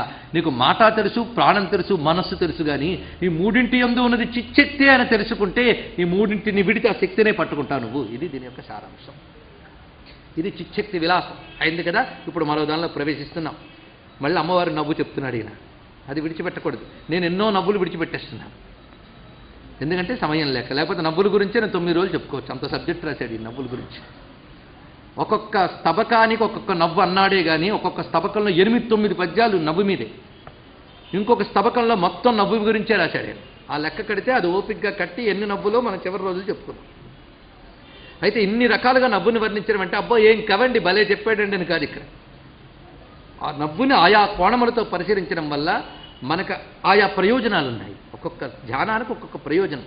అందుకే ధ్యాన ప్రయోజనాలుగా మనం ఈ నవ్వుని మనం భావన చేద్దాం. అమ్మ నవ్వు గురించి చెప్పిన ఈ దశకంలో అయితే అసలు కథ మాత్రం దంపతీ భావం గురించి చెప్తున్నారు. ఇంకా మనకు హృదయం ఈ బాధ ఉండదండి. ఎందుకంటే నీలో చూడన్నప్పుడే మనకు బాధ, కోపం, నిద్ర అన్నీ వచ్చేస్తాయి. కానీ కైలాసంలో శివుడు పార్వతి కబుర్లు ఆడుకుంటూ ఉన్నారు. ఆ సమయంలో నందీశ్వరుడు అంటే భలే సరదా. ఈ కైలాసమా ఎక్కడుందో తెలియదు, ఆ శివపార్వతి ఎలా ఉంటారో అంతకంటే తెలియదు. కానీ అదేదో కొండ, దాని మీద ఇద్దరు ఉన్నారని చెప్తే మాత్రం ఉన్న నిద్ర వదిలిపోయి వింటాం. అంటే బహిర్ముఖత్వం అలవాటైపోయింది కనుక మనకి నీ లోపల సబ్జెక్టు కంటే దాన్ని కూడా బయటకు చెప్తే బాగుంటుంది కనుక అది తెలిసిన ఋషి దాన్ని అందించాడు. మనం అది భావన చేద్దాం. ఈ భావన క్రమంగా లోపలికి తీసుకెళ్తుంది మనకి. సరే, ఇక్కడ అమ్మవారి నవ్వు యొక్క సొగసుని వర్ణిస్తున్నారు. ఎందుకంటే మధ్య మధ్యలో మనకి ఇలాగా తీవ్రమైన సబ్జెక్టులు వచ్చినప్పుడు రిలీఫ్ అమ్మవారి నవ్వే. అది అమ్మవారి నవ్వు ఎలా ఉందో చూడండి. చంద్రాతప కశ్చన సంప్రసన్నో మహేశ నేత్రాధిది తర్పణో నః మనోభిలాషం సఫలీకరోతు మహేశ్వరి హాసలవ ప్రకాశ. అమ్మ చిరు నవ్వు, పెద్ద నవ్వు ఏమిటి, చిన్న నవ్వు. ఎంత చిన్న నవ్వు అంటే పెదవులు దాటడానికి కూడా బద్దకిస్తుందిట నవ్వు. గొప్ప మాట చెప్పాడు. మందంగా ఉంది అంటే అది చిన్నగా పెదవుల మీద మెరుస్తుంది చిన్నగా. అదే అట్టహాసం ఏం కాదు, మందహాసం, చిరు మందహాసం. అంత చిన్ని నవ్వు. అది చంద్రాతప, చంద్రుని కాంతిలా ఉన్నది. సంప్రసన్న, సంపూర్ణమైన ప్రసన్న భావంతో ఉన్నది. ఈ నవ్వు ఏం చేస్తుందో తెలుసా? సాధారణంగా ఏదైనా మంచి అమృతం కానీ రసం కానీ అవతల వారిలో దాహం పోగొట్టి తృప్తి కలిగిస్తుంది. ఈ నవ్వు ఒక అతిథిని తృప్తిపరుస్తోంది. ఎవరా అతిథి అంటే మహేశ నేత్రాతిథి తర్పణో నః. శివుని యొక్క కళ్ళు అనే అతిథిని తృప్తిపరుస్తోంది ఈ నవ్వు. అంటే ఈ నవ్వు చూడగానే నా కళ్ళు చల్లబడిపోతున్నాయి. దాహంతో ఉన్నవాడికి నీరు దొరికితే ఎంత తృప్తో, ఆ పరమేశ్వరుడి కళ్ళకి అసలు వేడి కళ్ళు అండి. ఒకటైతే చంద్రుడి కన్ను కానీ ఇంకోటి నిప్పు కన్ను, ఇంకోటి సూర్యుడి కన్ను. ఆ కళ్ళు కూడా చల్లబడతాయి ఎప్పుడు అంటే అమ్మ నవ్వు చూస్తే. అందుకే అమ్మను పెట్టుకుని అయ్యవారిని ప్రార్థిస్తే ఆయన ఎప్పుడు మనకు చల్లగానే కనబడతాడు. అదొకటి. అందుకే ఆవిడ నవ్వుకి చల్లబడుతున్నట్ట. శ్రీకంఠ నేత్ర కుముద, అక్కడ అమ్మగారు నవ్వు గురించి చెప్పినటువంటిది. అలా స్వామి యొక్క మనస్సును అలా ప్రసన్నం చేస్తున్నది ఆ నవ్వు. అందుకే ఆ నవ్వులు మునిగిపోతున్నట్ట. మందస్మిత ప్రభాపూర మధ్యత్కామేశ మానస. అమ్మ యొక్క చిరునవ్వు ఒక అమృత ప్రవాహంలో అయితే అందులో ఈయన మునకలు వేసేస్తున్నాడు. ఇంకా తేలితే రిలీఫ్ తక్కువ, మునిగిపోతున్నట్టు అందులో. అలా మునకలు వేయించుతుంది ఆయన్ని కూడా తన నవ్వు ప్రవాహంలో. అందుకే మహేశుని నేత్రం అనే అతిథికి తృప్తి కలిగించే ఆ నవ్వు వెన్నెల మా యొక్క మనస్సులో కలిగే అభిలాషలను సఫలము చెయ్యుగాక. ఈ ప్రార్థన చాలా బాగుంది కదా. మన అభీష్టాలను నెరవేర్చుగాక అన్నారు ఇక్కడ. ఇంకేం కావాలండి? మనోభిలాషం సఫలీకరోతు మహేశ్వరి హాసలవ ప్రకాశ. అమ్మవారి యొక్క చిరునవ్వు వెలుగు. అంతేకాదు పుత్రి యొక్క నవ్వులు మన యొక్క కోరికలను తీర్చుగాక. ఇక్కడ బహువచనం చేశారండి. ఏషాం మయూఖై క్రీతే శితాద్రేహే ఉద్యానవాటీషు నవో వసంత. ఇది ప్రారంభం చేశారు. ఆ నవ్వులు గొప్పతనం ఏంటంటే అమ్మవారు కైలాసానికి వెళ్ళిన దగ్గర నుంచి కైలాసపు తోటల్లో ఒకటే ఋతువు ఉందిటండి. గ్రీష్మ ఋతువు కానీ, వసంత ఋతువు కానీ, శిశిర ఋతువు కానీ లేవు. ఒకటే ఋతువుట ఎప్పుడు కూడా, వసంత ఋతువు, ఇంకోటి లేదు. హఠాత్తుగా కైలాసానికి వసంతం ఎక్కడి నుంచి వచ్చేసిందా అంటే అమ్మ నవ్వుతూ చూస్తోంది వాటిని. అమ్మ నవ్వుల వెలుగులకి కైలాస ఉద్యానవనములు నవో వసంత, నిత్యనూతన వసంతంగానే ఉన్నాయి. ఇది భావిస్తే చాలా బాగుంది కదండి. మనకి వసంతం ఉంటే ఎంతో బాగుంటుంది. మన శరీరంలో వసంతం యవనం, తర్వాత నుంచి గ్రీష్మము అన్నీ వస్తాయి, శిశిరం వరకు వెళతాయి. కావాలనుకున్నది వసంతం, వద్దనుకున్న వచ్చి పడేది శిశిరం. కానీ అమ్మ నవ్వుని ధ్యానిస్తేట వసంతమే వస్తుంది. ఆ నిత్య యవ్వన ఆవిడ యొక్క స్వరూపం. ఆ నిత్య యవ్వనత్వం మనకి ఇస్తున్నది ఆ తల్లి. అంటే శీర్ణత్వ జీర్ణత్వాలు లేకుండా కాపాడుతున్నది. అందుకే శితాద్రేహి ఉద్యానవాటీషు నవో వసంత. ఆ వెండికొండపై నవవసంతాలు విరజిమ్ముతున్న అమ్మ యొక్క మందహాసములు మన అభీష్టము నెరవేర్చుగాక అని చెప్పి ఇప్పుడు అద్భుతమైన వృత్తాంతంలోకి ప్రవేశిస్తున్నారు. ఇవాళ రోజు సామాన్యమైనది కాదు. ఈ రోజున ఉమాసహస్రం చెప్పుకునే భాగ్యం నాకు కల్పింపజేసిన శారదాంబ చరణాలకు నమస్కరిస్తూ, జగద్గురువుల ఆశీస్సులు అందినందుకు వారి పాదాలకు నమస్కరిస్తూ, ఈ కార్యక్రమం నా చేత ఏర్పాటు చేయించిన అమ్మ డాక్టర్ రజని గారికి కృతజ్ఞతలు చెప్తూ, ఈ రోజున మనం చేసుకుంటున్న యజ్ఞం సామాన్యం కాదు. ఇంతవరకు రహోయాగ క్రమారాధ్య చేసాం. కుండలిని రూప విచారణే చాలు యోగం. మనకు తెలియకుండాను గంట సేపు ఆ యోగం జరిగిపోయింది. ఇప్పుడు మరొక అద్భుతమైన లీలామయమైన యోగం. ఇంతవరకు అంతర్ముఖ సాధన, ఇప్పుడు లీల. ఈ లీల విన్నా వీటి ఫలితాలు దీనికున్న అద్భుతమైన ఫలితం ఉంది. ఈ లీల, ఈ లీల చాలా దివ్యమైన లీల. ఇది దాంపత్య లీల అని చెప్పబడుతుంది. ఏ దాంపత్యం? వారిద్దరి దాంపత్యం. శివయోహ దాంపత్యం. శివాశివులు, ఉమామహేశ్వరుడు, సతీభవులు వారి యొక్క దివ్యమైన దాంపత్య విశేషం చెప్తున్నారు ఇక్కడ. నిర్మాయ విశ్వాలయ మంబ శర్వ త్వయాసమం శిల్పవిదాస శిల్పి విహర్తుమిచ్చన్నయివోడు మచ్చన్ నారీం భవంతీం పురుషోభమస్వా. దీని అర్థం ఏంటంటే, సాధారణంగా పెళ్లి చేసుకుని ఇల్లు చేసుకుని అని అంటుంటారు కదా, అది పూర్వ భాషట. ఇప్పుడు ఇల్లు చేసుకుని పెళ్లి చేసుకునే భాషట. అసలు ఇది కరెక్ట్. ఎందుకంటే ఆ ఫిలాసఫీ మొట్టమొదట ఫాలో అయినవాడు శివుట్ట. ముందు ఇల్లు కట్టుకున్నట్ట, ఇల్లు కట్టాడు. ఏంటి ఆ ఇల్లు అంటే నిర్మాయ విశ్వాలయం. ఎంత గొప్ప కన్స్ట్రక్షన్ అండి! ఏం ఆర్కిటెక్టో ఆయన. మొత్తం విశ్వాలయాన్ని నిర్మాణం చేశాడు. శిల్పి, శిల్పం తెలుసు అతనికి, ఎలా నిర్మించాలో శిల్పం తెలిసిన శిల్పి. అయితే నిర్మించాలి అంటే అంతే నేర్పరురాలైన ఆవిడ సహాయంతో నిర్మించట. అంటే త్వయా సమం శిల్పవిదా, ఆయనతో సమానమైన శిల్ప నైపుణ్యం కలిగినది అని. అంతేగాని ఆయన ఏదో ఇటుకలు వేస్తుంటే ఇప్పుడు సిమెంట్ అందించినట్టు కాదు. ఆయన కడుతున్న ఎంత జ్ఞానం ఉంది, ఇవిడికి అంత జ్ఞానం ఉంది. ఎందుకంటే ఆయనకు అభిన్నురాలు కదా, అది చెప్పండి ఇక్కడ. త్వయా సమం శిల్పవిదా, ఆయనతో సమానమైన నేర్పరురాలు ఆవిడ. ఆవిడతో కలిసి మొత్తం నిర్మాణం చేసేట. అయిపోయిన తర్వాత ఆలోచించాడు. ఈ నిర్మాణం చేసినప్పుడే రూపం లేదు, ఏమీ లేదు మహానుభావుడికి. ఇంత ఇల్లు కట్టుకున్నాక దీని అంతటిని నేనే ఏలుకుని పాలిస్తే బాగుండి అనిపించింది. అప్పుడు అనుకున్నట్ట, ఇంత ఇంట్లో నేను ఒక్కడిని ఒంటిగా తిరిగితే ఏం బాగుంటుంది, కనుక ఆవిడని పెళ్లి చేసుకుంటే బాగుంటుంది అనుకున్నట్ట. అప్పుడు విహర్తుమిచ్చిన్నయి ఓడుమైచ్చన్, నీతో కలిసి తిరగాలని కోరిక పుట్టింది. అప్పుడు నారీం భవంతి పురుషో భమస్వాం, ఆయన పురుషుడయ్యాడు, నువ్వు నారివయ్యావమ్మా. నరుడు నారి అయ్యారు. అది శివశక్తులు అయ్యారు. అయినప్పుడు ఆ పెళ్లి చేసుకున్న తీరు ఎన్నో రకాలుగా. అప్పుడేదో దక్షుడు తపస్సు చేశాడు. దక్షుడు తపస్సు చేస్తే పెళ్లి చేసుకోవాలని ముచ్చట ఈయనకు ఉందని తెలిసి ఆవిడ దక్షుడు కూతురిగా వచ్చింది. వాడు శివద్రోహి అయి ఆ అవకాశం చేజార్చుకున్నాడు. అమ్మవారికి తండ్రి అనే అవకాశం వాడు చేజార్చుకున్నాడు. అప్పుడు మళ్ళీ వచ్చి హిమత్పర్వత రాజపుత్రిగా వచ్చి, ఎందుకంటే శివుడు ముచ్చట తీర్చాలని పెళ్ళాడాలంటే, ఈవిడికి ముచ్చట మాటకొస్తే. మొత్తానికి ఆది దంపతి భావం అనేది ఈ సృష్టితో పాటే వచ్చింది వాళ్ళిద్దరి యొక్క భావం. ఉమామహేశ్వరాభ్యాం నమః. ఆది దంపతి భావం. ఈ ప్రకరణం కానీ పారాయణ చేస్తే, నేను నిజానికి ప్రతి స్తవకానికి ఫలశ్రుతి చెప్పవచ్చు, ఫలశ్రుతి ఈయన రాయలేదు. మరి మీరెందుకు చెప్తున్నారని నన్ను అడుగుతారు. ప్రమాణం ఉండాలి కదా. ఏదో ప్రజలను ఆకర్షించడానికి నేను చెప్పినట్టు ఉంటుంది నేను చెప్పట్లేదు, కానీ శాస్త్ర సహాయంతో చెప్తున్నాను ఇక్కడ. ఎందుకంటే ఏ ఘట్టం పారాయణ చేస్తే ఏం ఫలితం వస్తుందో పురాణాల్లో ఉంది, ఆగమాల్లో ఉంది. ఆ ఘట్టాలను ఈయన స్తవకాల్లో పెట్టాడు. అయితే ఈయన మంత్రసిద్ధుడు, యోగసిద్ధుడు, 2 సిద్ధులున్నాయి ఆయనకి. ఈ 2 సిద్ధుల చేత ఆ కథని ఈయన తీసుకురావడం వల్ల ఆ కథ మరింత శక్తివంతమైపోతుంది. మీరు మొత్తం 13 అధ్యాయాలు పారాయణ చేస్తే కానీ పూర్తి కానీ దేవీ మహాత్మ్యం మన ఉమాశాస్త్రంలో ఒక్క స్తవకంతా పూర్తయిపోతుంది. ఇక్కడ అమ్మవారి నమస్కారం చేసి చెప్తున్నాం, ఈ ఒక్క స్తవక పారాయణ కూడా అంతటి ఫలితాన్ని ఇస్తుంది. శక్తి అక్కడ పెట్టాడు. ఎందుకు మహర్షి తన చేత పలికించాడా అని ఆలోచిస్తే స్ఫురించిన భావాలు ఇవన్నీ కూడా.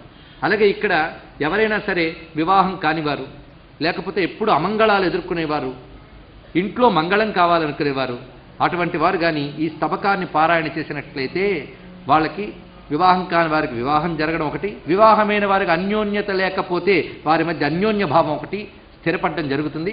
ఇంట్లో ఉన్న అమంగళాలు కూడా పోతాయి. ఏ ఇంట్లో పార్వతీ పరమేశ్వరుల దాంపత్య భావం ఆరాధింపబడుతుందో ఆ ఇంట్లో కుటుంబ భావం కాపాడబడుతుంది. అందుకు ఉపాసనలో దంపతీమయమైన ఉపాసన ఎందుకు చెప్పారు? పైగా చక్కటి ఇల్లు, అన్యోన్య దాంపత్యం వాళ్ళిద్దరిది, మంచి అద్భుతమైన పిల్లకాయలు 2 ఉన్నారు వాళ్ళకి. మరి అంత అందమైన ఇంటిని ధ్యానించద్దు. కనుక ఈ దంపతీ భావం ఇందులో అద్భుతంగా విచ్చుకుంటుంది. చూద్దాం. అందులో ఆయన కళ్ళకి నువ్వు చాలా నచ్చేవమ్మా అన్నాడు. ఆవిడ రూపం ధరించింది కదా ఇప్పుడు లీలగా, ఆ లీలామయమైన తనువు ధరించింది హిమత్పర్వతరాజ పుత్రిగా. అది లీలా మహిళ అన్నారు ఇక్కడ. లీలగా ధరించినటువంటి స్వరూపం దివ్యం దుకూలం ధవళం దధాన, తెల్లని వస్త్రము ధరించింది, నల్లని జడ వేసుకుంటాయి. ఎంత అద్భుతమైన కాంబినేషన్ చెప్పడంలో చూడండి. వేణ్యా ఫణీంద్రోపమయా లసంతి, నల్లత్రాచు వంటి జడ, తెల్లని వస్త్రం, ప్రఫుల్ల రాజీవ విలోచనాత్వం, పైగా లేత ఎర్రని కాంతులతో ఉన్న పద్మాల్ లాంటి కళ్ళు. అది చెప్పాడు. అంటే ఎరుపు, తెలుపు, నలుపు 3 చెప్పాడు. అజామేకాంలో హిత శుక్లకృష్ణాం, అది ధ్యానం. ప్రపంచభర్తుర్నయనాన్యహర్షీ, ఇలాంటి అందమైన వేషంతో, అంటే చక్కటి కళ్ళు, చక్కని జడ, చక్కని వస్త్రాలు ధరించి ప్రపంచభర్త యొక్క కళ్ళని నువ్వు ఆకర్షించేవమ్మా. ఆయన కళ్ళకు ఆకర్షణ కలిగించావు. ఎందుకంటే వాడిని ఆకర్షించడం మహా కష్టం. ఆకర్షణ కలిగించే మన్మధుడినే తగలబెట్టేసిన కళ్ళు అవి, సామాన్యమైన కళ్ళు కాదు. ఏదో కోరిక పుట్టిస్తాను రా బాబు అంటే తగలబెట్టేశాడు. అలాంటి వాడిని ఆకర్షించడం మహా కష్టం కదండి. ఏదో కామానికి లొంగిపోయేవాడిని ఆకర్షించడం సులభమే. ఆ కామదేవుణ్ణే తగలబెట్టిన వాడిని ఆకర్షించాలంటే ఇంకా తల్లి ఎంత గొప్పదో నమస్కారం చేసుకోవాల్సిందే మనకి. ప్రత్యంగ బంధం జ్వలదుత్తమంతే. అమ్మ శరీరం ఎలా ఉందంటే ప్రత్యంగ బంధం అంటే అర్థం ఏంటంటే ప్రతి అవయవము పొందికగా సాముద్రిక శాస్త్ర ప్రకారంగా సులక్షణాలతో దివ్య లక్షణాలతో ఉన్నది అమ్మ యొక్క దివ్యమంగళ విగ్రహం. అంతేగా జ్వలత్ ప్రకాశమానమై పరిపూర్ణముగా ఉన్నది. ఉత్తమం 3 లక్షణములు ఉన్నాయి దానిలో. ఒకటి ప్రత్యంగ బంధం, రెండవది జ్వలత్, మూడవది ఉత్తమం. ఈ 3 లక్షణాలతో ఉన్నటువంటి నీ స్వరూపము ఆత్మైకనిష్ఠశ్చ విశ్వభర్తు ఆరాధయామాస విలోచనాని. కేవలం ఆత్మయందే దృష్టిని నిలిపిన ఆ పరమేశ్వరుడి చూపును కూడా ఆకర్షించిందమ్మా అన్నాడు ఇక్కడ. ఎందుకంటే ఆయన తపస్సులో ఉన్నాడు కదా. తపస్సులో ఉన్నప్పుడు దృష్టి ఎక్కడుంది? తన ఆత్మయందు తాను దృష్టి పెట్టుకున్నాడు. అలాంటి వాడిని లాగింది బయటికి. అంటే అమ్మ ఆ దివ్య స్వరూపం ఎటువంటిది? మొత్తానికి మీ దాంపత్యం ఎలాంటిది అంటే ఈ శ్లోకం చాలా రమణీయమైన శ్లోకాన్ని అందిస్తున్నారు. అభూజ్యస్వమాజ్యస్య మనోమదాయ సచాపితే ప్రీతిపదం బభూవ నకేవలం వాం సకలస్య చాసి దాంపత్య బంధస్య తదంబ బీజం. ఇది అసలు పెళ్లి చేసుకోబోతున్న వధూవరులకి ఈ శ్లోకం తాత్పర్యంతో సహా బోధించండి పెద్దవాళ్ళు. అప్పుడు వాళ్ళకి కోర్టులను ఆశ్రయించాలని దుర్బుద్ధి పుట్టిన తర్వాత. ఎందుకంటే దాంపత్య బంధానికి బీజం ఏమిటో చెప్తున్నారు ఇక్కడ. అమ్మా విశ్వానికి ఆది దంపతులు మీరు, మీ ఆది దాంపత్యానికి బీజం ఏమిటి? ఆది దాంపత్యానికి బీజమేదో కోసం ఒకరు అనేదే దాంపత్య భావానికి బీజము. ఈ బీజమే దాంపత్య ధర్మాన్ని నిలబెడుతుంది. వారి ప్రీతి కోసం నువ్వు అవసరమైతే త్యాగం చేస్తావు, వీరి ప్రీతి కోసం నువ్వు అవసరమైన త్యాగం చేస్తావు. ఇద్దరు సమప్రీతిలో ఉంటే ఇంకా అది అంత ఆనందంగా ఉంటుందండి. అయితే ఇద్దరు సమప్రీతిలో ఉండడం మహా కష్టం. అలాగుండాలంటే దాన్ని హార్మోని అని అంటారు. నేను పెట్టి గురించి చెప్పట్లేదు, మీకు తెలుసు అది హార్మోని. హార్మోని అంటే సామరస్యం. ఇక్కడ ఆ సామరస్యం సృష్టిలో ఎక్కడ పండిందయ్యా అంటే వాళ్ళిద్దరి దగ్గర పండిందండి, ఎవరి దగ్గర పండలేదు. ఎడ్డమంటే తెడ్డమనే వెరైటీల గురించి నేను చెప్పట్లేదు. వాళ్ళిద్దరి సామరస్యం అలా ఉంటుందట. అందుకే వాళ్ళకి ఎప్పుడు సామరస్యం, అదే సమయాచారం. సామరస్య పరాయణ. ఏమిటంటే ప్రతి వాళ్ళు కంప్లైంట్. ఎలాంటి కంప్లైంట్లు వస్తూ ఉంటాయంటే పెళ్లి కావట్లేదండి అని ముందు కంప్లైంట్ అయిపోతుంది. ఏదో సుఖంగా ఉన్నారు కదా నక్షత్రం వేసి వచ్చేస్తే తర్వాత ఏడు నుంచి ఏమంటే ఆయన సహకరించట్లేదని ఈవిడ, వాడు ఆమె సహకరించట్లేదని వాడు. ఇది చెరో బాధ వస్తూ ఉంటుంది. అంతకుముందు ఒక బాధ, తర్వాత మరో బాధ. ఇది సహకరించడం ఏంటో అర్థం కాదు. ఇదివరకు వాళ్ళు ఎలా కాపురాలు చేసి ఎక్కడి దాకా వచ్చారో అర్థం కాదు. వీళ్ళకి అప్పుడే పడకపోవడాలు, ఏడవడాలు, ఏది ఏడా తిరగకుండానే అక్కడి నుంచి వచ్చేస్తున్నాయి బాధాకరమైన అంశాలు. ఎప్పటి అసహనం ఎక్కువైపోయిన దుర్బల జాతికి బోధించాలి. చాలా అవసరం. అసహనం అసహనం కలిసి బ్రతకడానికి అసహనం. ఎందువల్ల అసహనం? వాడి ఆదాయం వాడుకుంది, ఈమె ఆదాయం ఇంకుంది. అది కేవలం ధనాలతోనే బతికేద్దాం అనుకుంటున్న వాళ్ళు తెలుసుకోవాల్సింది ఏంటంటే ధనం జీవితానికి ప్రాణం ఇవ్వలేదు, ఏమీ ఇవ్వలేదు. గుర్తుపెట్టుకోండి. కేవలం పనికి మాలిన దానికోసం అద్భుతమైన దాన్ని పోగొట్టుకుంటున్న వాళ్ళకి ఇది గొప్ప పాఠం. దాంపత్య ధర్మం అంటే వాళ్ళ నుంచి వచ్చిందిట, వాళ్ళ బీజం అన్నారు. కనుక దాంపత్య ధర్మానికి బీజం ఏంటంటే ఒకరి ప్రీతి కోసం ఒకరు. ఇది ఒక్క సిద్ధాంతం. ఎంత అద్భుతంగా చెప్పారండి గణపతి ముని. ఈ మాట ఈయన చెప్పడానికి కారణం ఆది దంపతులైన వారి తత్వం.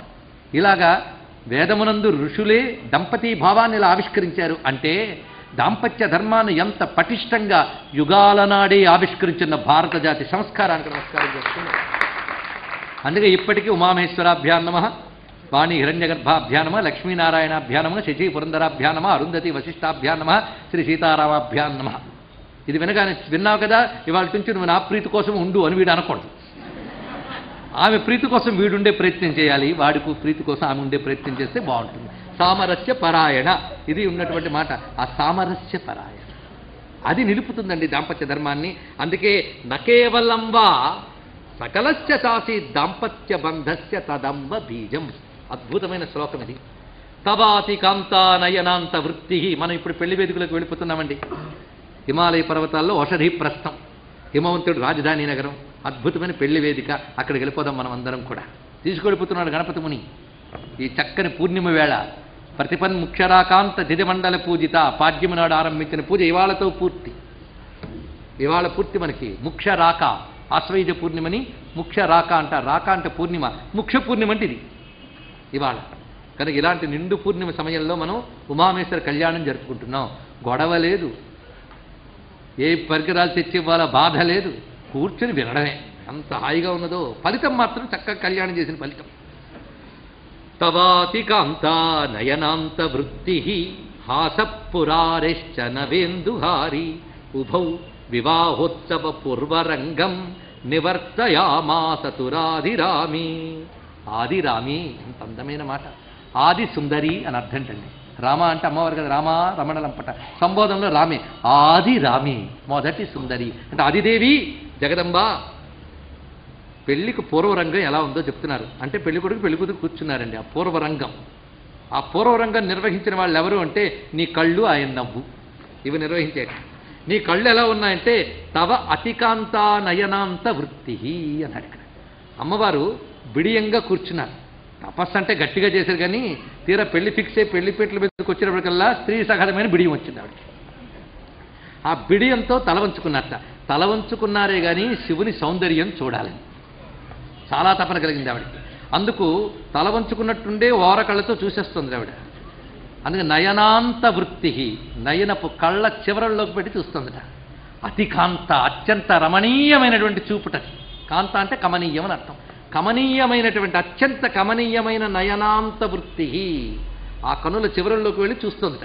ఆ చూస్తుంటే ఏదో ఆయన గమనించట్లేదు, చూసేద్దాం అనుకుంది. ఆయన అటే చూస్తున్నట్ట.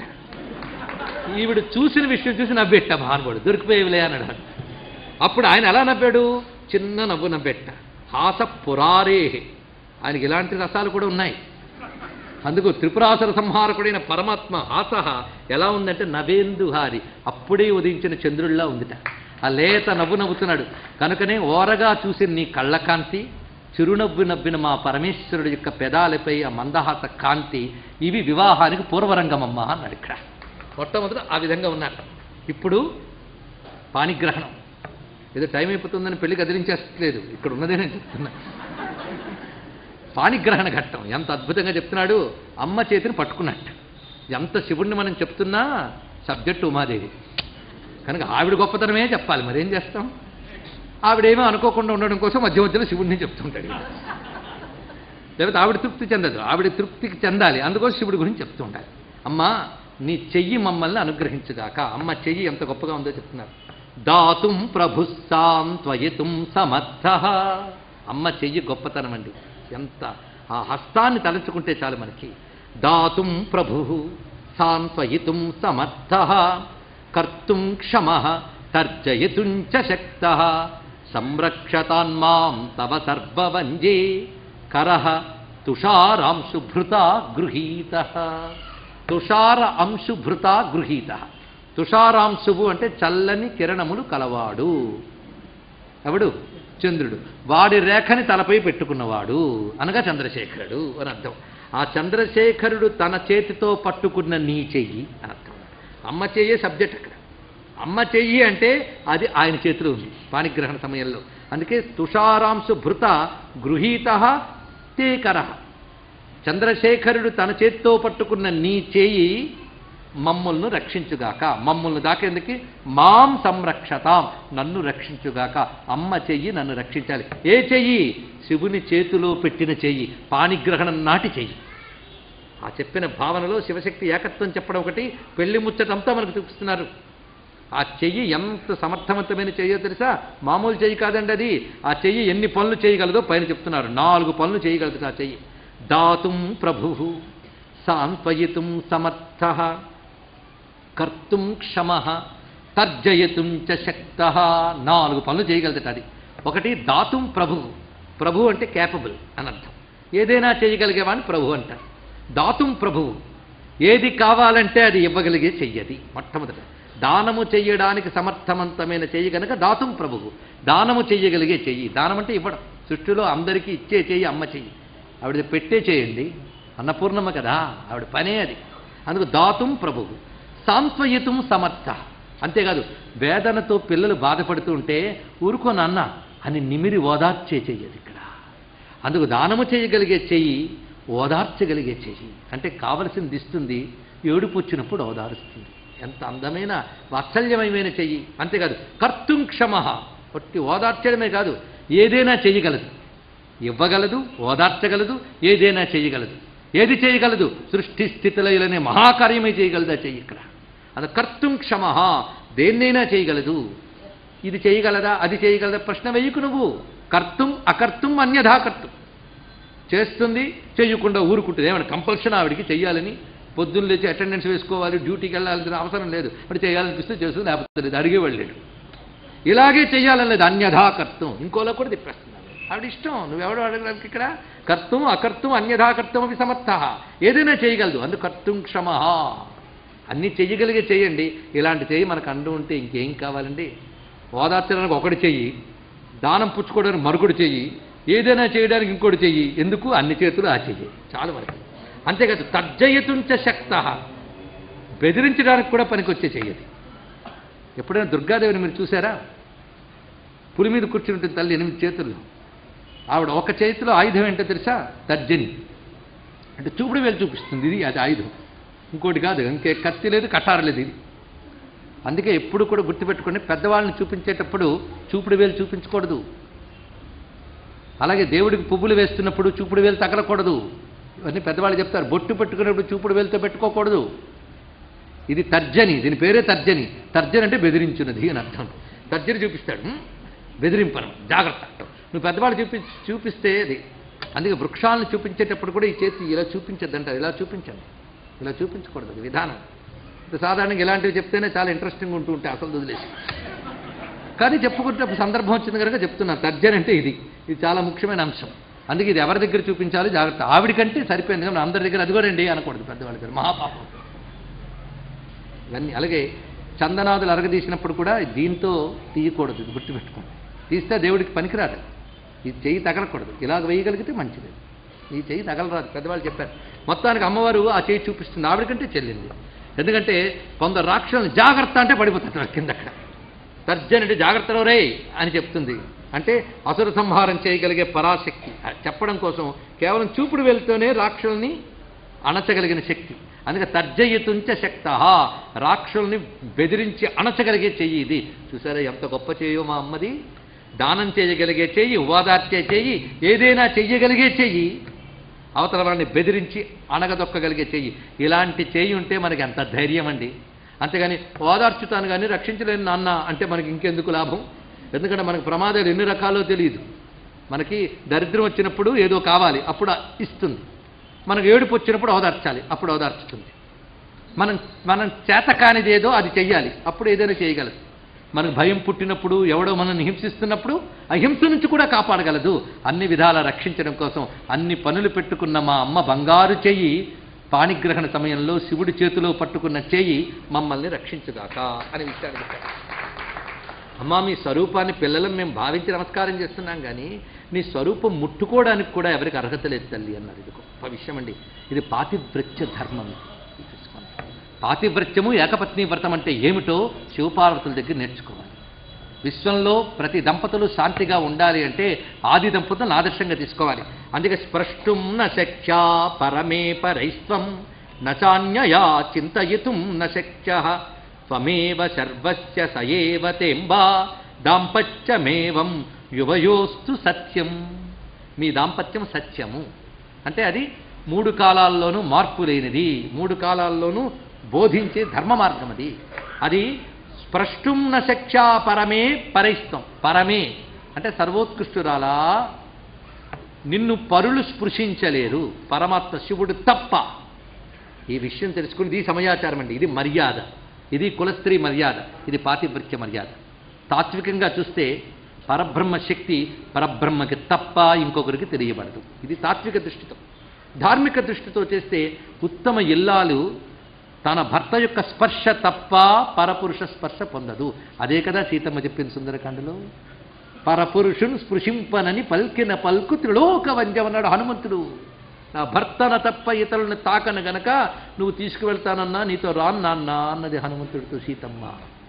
ఆ మాట కొత్త మాట కాదు, పాత మాట. ఎంత పాత మాట అంటే పార్వతీ పరమేశ్వరులు అంత పాత మాట. అది తెలుసుకోవాలి. అందుకే దాంపత్య ధర్మంలో తన భర్త యొక్క స్పర్శ తప్ప ఇంకొకటి స్త్రీకి ఉండదు.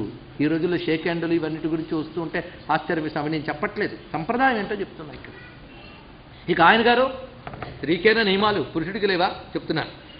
సచాన్యయా చింతయితుం న శక్య. ఇతరులు ఊహతో కూడా ఆయన ముట్టుకోలేదు. ఎంత గొప్ప మాట చూడండి. ఇంకా ఇతరులు చింతనతో కూడా ఆయన స్పృశించలేదు. ఈ మాట కూడా అంటే ఆయన అంతే, పరస్త్రీ భావం లేదు ఆయనకి, ఆవిడికి పరపురుష భావం లేదు. ఇద్దరికీ సమాన ధర్మములు, ఇది తెలుసుకోండి.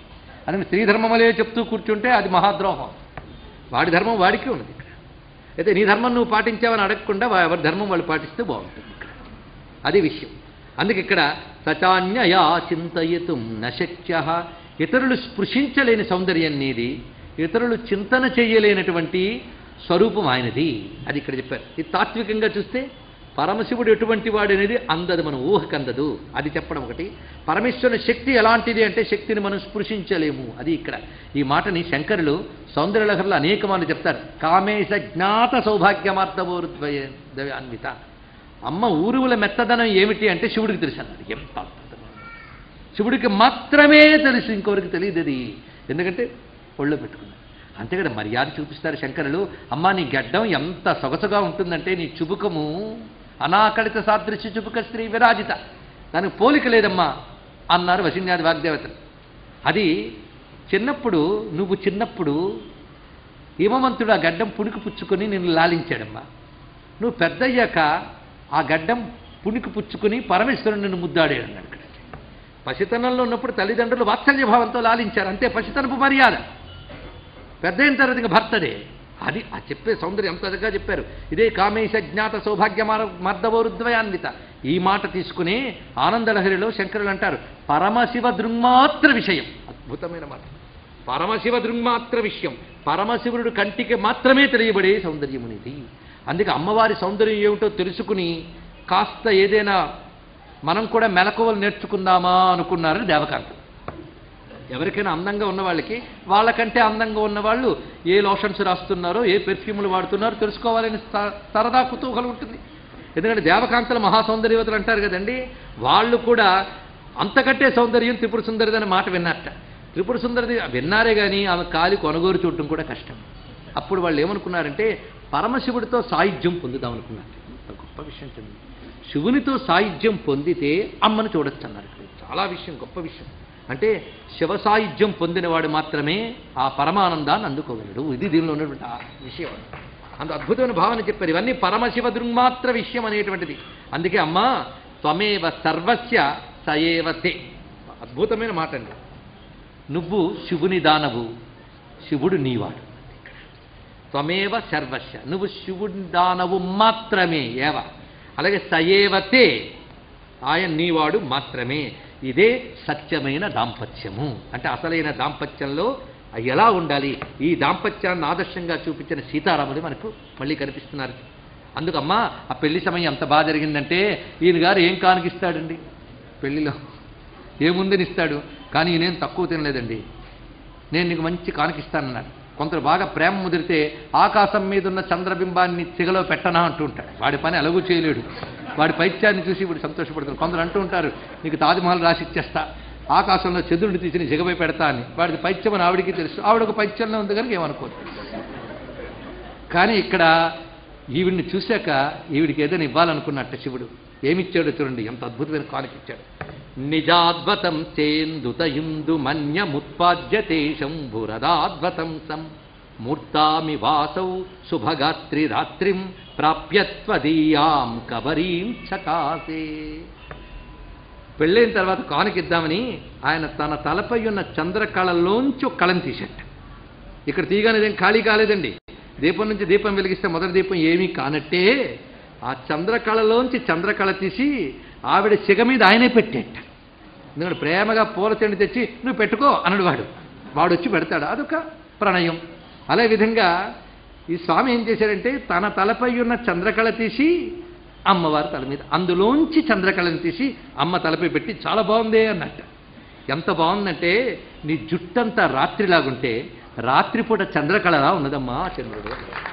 ఎందుకంటే రాత్రికి అందం చంద్రుడు, అమ్మ జుట్టికి అందం అయ్య పెట్టిన చంద్రకళ.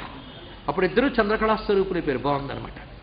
మొత్తానికి ఈ దాంపత్యం ఏదో నువ్వు కష్టపడి తపస్సు చేసుకోవడం వల్ల ఆయన నీకు లొంగాడు అనుకోవడానికి లేదమ్మా. నువ్వు తపస్సు చేయకముందే ఆయన నీకు లొంగిపోయాడు, అది నాకు తెలుసు. ఎలాగంటే చూడండి, బభూవిధాగేంద్ర గృహే యదాత్మం సచేశ్వరస్తత్ర చకారవాసం విలోకమాన సవదేవి విద్యుత్ పాంచాలికాయా కమనీయ భావం. ఎంత అద్భుతమైన పదం వేశారో గణపతి ముని. విద్యుత్ పాంచాలిక అన్నాడు. పాంచాలికని బొమ్మ, అమ్మవారు బొమ్మలా ఉన్నట్ట. అందంగా ముచ్చటగా ముద్దుగా ఉన్నవాళ్ళు బొమ్మ అంటారు కదండి. అమ్మవారు అందంగా బొమ్మలా ఉన్నారు ఎక్కడ? హిమవంతుడి ఇంట్లో. ఎలాంటి బొమ్మ అంటే విద్యుత్ పాంచాలిక. ఎంత అద్భుతమైన మెరపు తీగలతో చేసిన బొమ్మలా ఉందిటండి ఇక్కడ. అలాంటి మెరపు తీగల బొమ్మలా ఉన్న నువ్వు అక్కడ అవతరించేవని తెలిసి ఆయన ఎక్కడో కూర్చోవలసినటువంటి వాడు తిన్నగా హిమవత్ పర్వత ప్రాంతంలో మకాం వేశాడు వచ్చి. ఏమంటే తపస్సు చేసుకుంటున్నాను, అది మిషమ్మ మిష. అక్కడికి వచ్చింది మాత్రం నువ్వు అక్కడ ఉన్నావు కనుక నువ్వు చూద్దామని వచ్చాడు. అది మాకు తెలుసు. అందుకే బభూవిత అగేంద్ర గృహే. అందుకు నువ్వు పర్వతరాజుడి ఇంట్లోకి వచ్చేవు అని చెప్పడం కాదు, ఆయన కూడా వచ్చాడు. నువ్వు పుట్టి వచ్చావు, ఆయన నీకోసం వచ్చాడు. వచ్చి తపస్సు అనే మిషలో చాలా కాలం కూర్చున్నాడు. అది అనమాట. అంతకాలం ఆయన నా కోసం తపస్సు చేశాడు కనుక నేను కొంత కూడా చేయకపోతే బాగోదని నువ్వు చేశావు. ఎంత అద్భుతమైన మాట. అంటే మొత్తానికి సిద్ధం తవాం సాధయితుం ప్రవృత్తో యోగం ప్రదగ్ధో మదనశ్చ కల్పే. ఒకరి కోసం ఇతను ఇంత ప్రేమ పెట్టుకుని మధ్యలో మన్మధుడిని తగలబెట్టేశాడు. ఏమిటో వాడిని తగలబెట్టడం వల్ల నీకో కీర్తి ఆయనకో కీర్తి వచ్చింది. మన్మధుడిని వదిలించడం అంటే నిగ్రహం అండి. అది నిగ్రహం ఉన్నవాడే మన్మధుడిని జయించగలడు. అందుకు నీకు ఆయనకి 2 టైటిల్స్ ఇచ్చాడు మన్మధుడు తగలబడిపోయి. అదేమిటంటే వశీతి కీర్తిం గిరిశస్య భర్తుం తుభ్యం త్వపర్ణేతి యశశ్చ కర్తుం. నీకేమో అపర్ణ అని బిరుదిచ్చాడు వాడు. ఎందుకంటే ఆకులు కూడా తినకుండా తపస్సు చేసిండు ఆవిడంతా నిగ్రహించుకుని. ఎందుకంటే మన్మధుడి వల్లే వచ్చింది. ఎందుకంటే మన్మధుడు తగలబడిపోవడం వల్లనే కదా నువ్వు తపస్సు కూర్చుని ఆయన కోసం అంత తప్పించావు, అపర్ణవయ్యో, నీకు అభివృద్ధి వచ్చింది. ఇక ఆయనకి చూసారా నాకు ఎంత కంట్రోలో, మన్మధుడిని కూడా తగలపెట్టేశాను అని పెద్ద జితేంద్రుడిని బిరుదు ఆయనకి. వశి అంటే సర్వమును తన కంట్రోల్లో ఉంచుకునేవాడు, ఇంద్రియాలను నిగ్రహించుకున్నవాడే వశి. తిరగవేయండి అంతే, ఆయనే వశి అయ్యాడయ్యా. అందుకే సర్వం వశీకృతం యస్మాత్ తస్మాత్ శివ ఇతి స్మృత. సర్వమును తన వశంలో ఉంచుకునేవాడు శివుడు. కనుకనే తన ఇంద్రియాలను తన వశంలో ఉంచుకోవడం కూడా సర్వమును వశంలో ఉంచుకోవడంలో భాగమే. ఆ కీర్తి ఆయనకి అపర్ణ అనే బిరుదు నీకు లభించిందమ్మా అన్నారు. మొత్తానికి అమ్మవారి యొక్క పెళ్లి వైభవాన్ని మనం చూస్తాం. అలా పెళ్లి వేడుకలు అలాగే ఉంచుదాం. ఇంకా పూర్తి కాలే ఆ దంపతుల యొక్క దివ్యత్వం వర్ణించడం. మళ్ళీ రేపు సమావేశమై ఆ దివ్యత్వాన్ని దర్శిస్తాం. ఆది దంపతుల చరణాలకు నమస్కరిస్తూ సర్వం శ్రీ జగదంబార్పణమస్తు. స్వస్తి స్వస్తి ప్రజాభ్య పరిపాలయంతాం న్యాయేన మార్గేణ మహిం మహిషాః. గోబ్రాహ్మణేభ్యः శుభమస్తు నిత్యం. లోకాः సమస్తాः సుఖినో భవంతు. కాళే వర్షతు పర్జన్యః. పృథివీ సస్యశాలినీ. దేశోऽयं క్షోభరహితో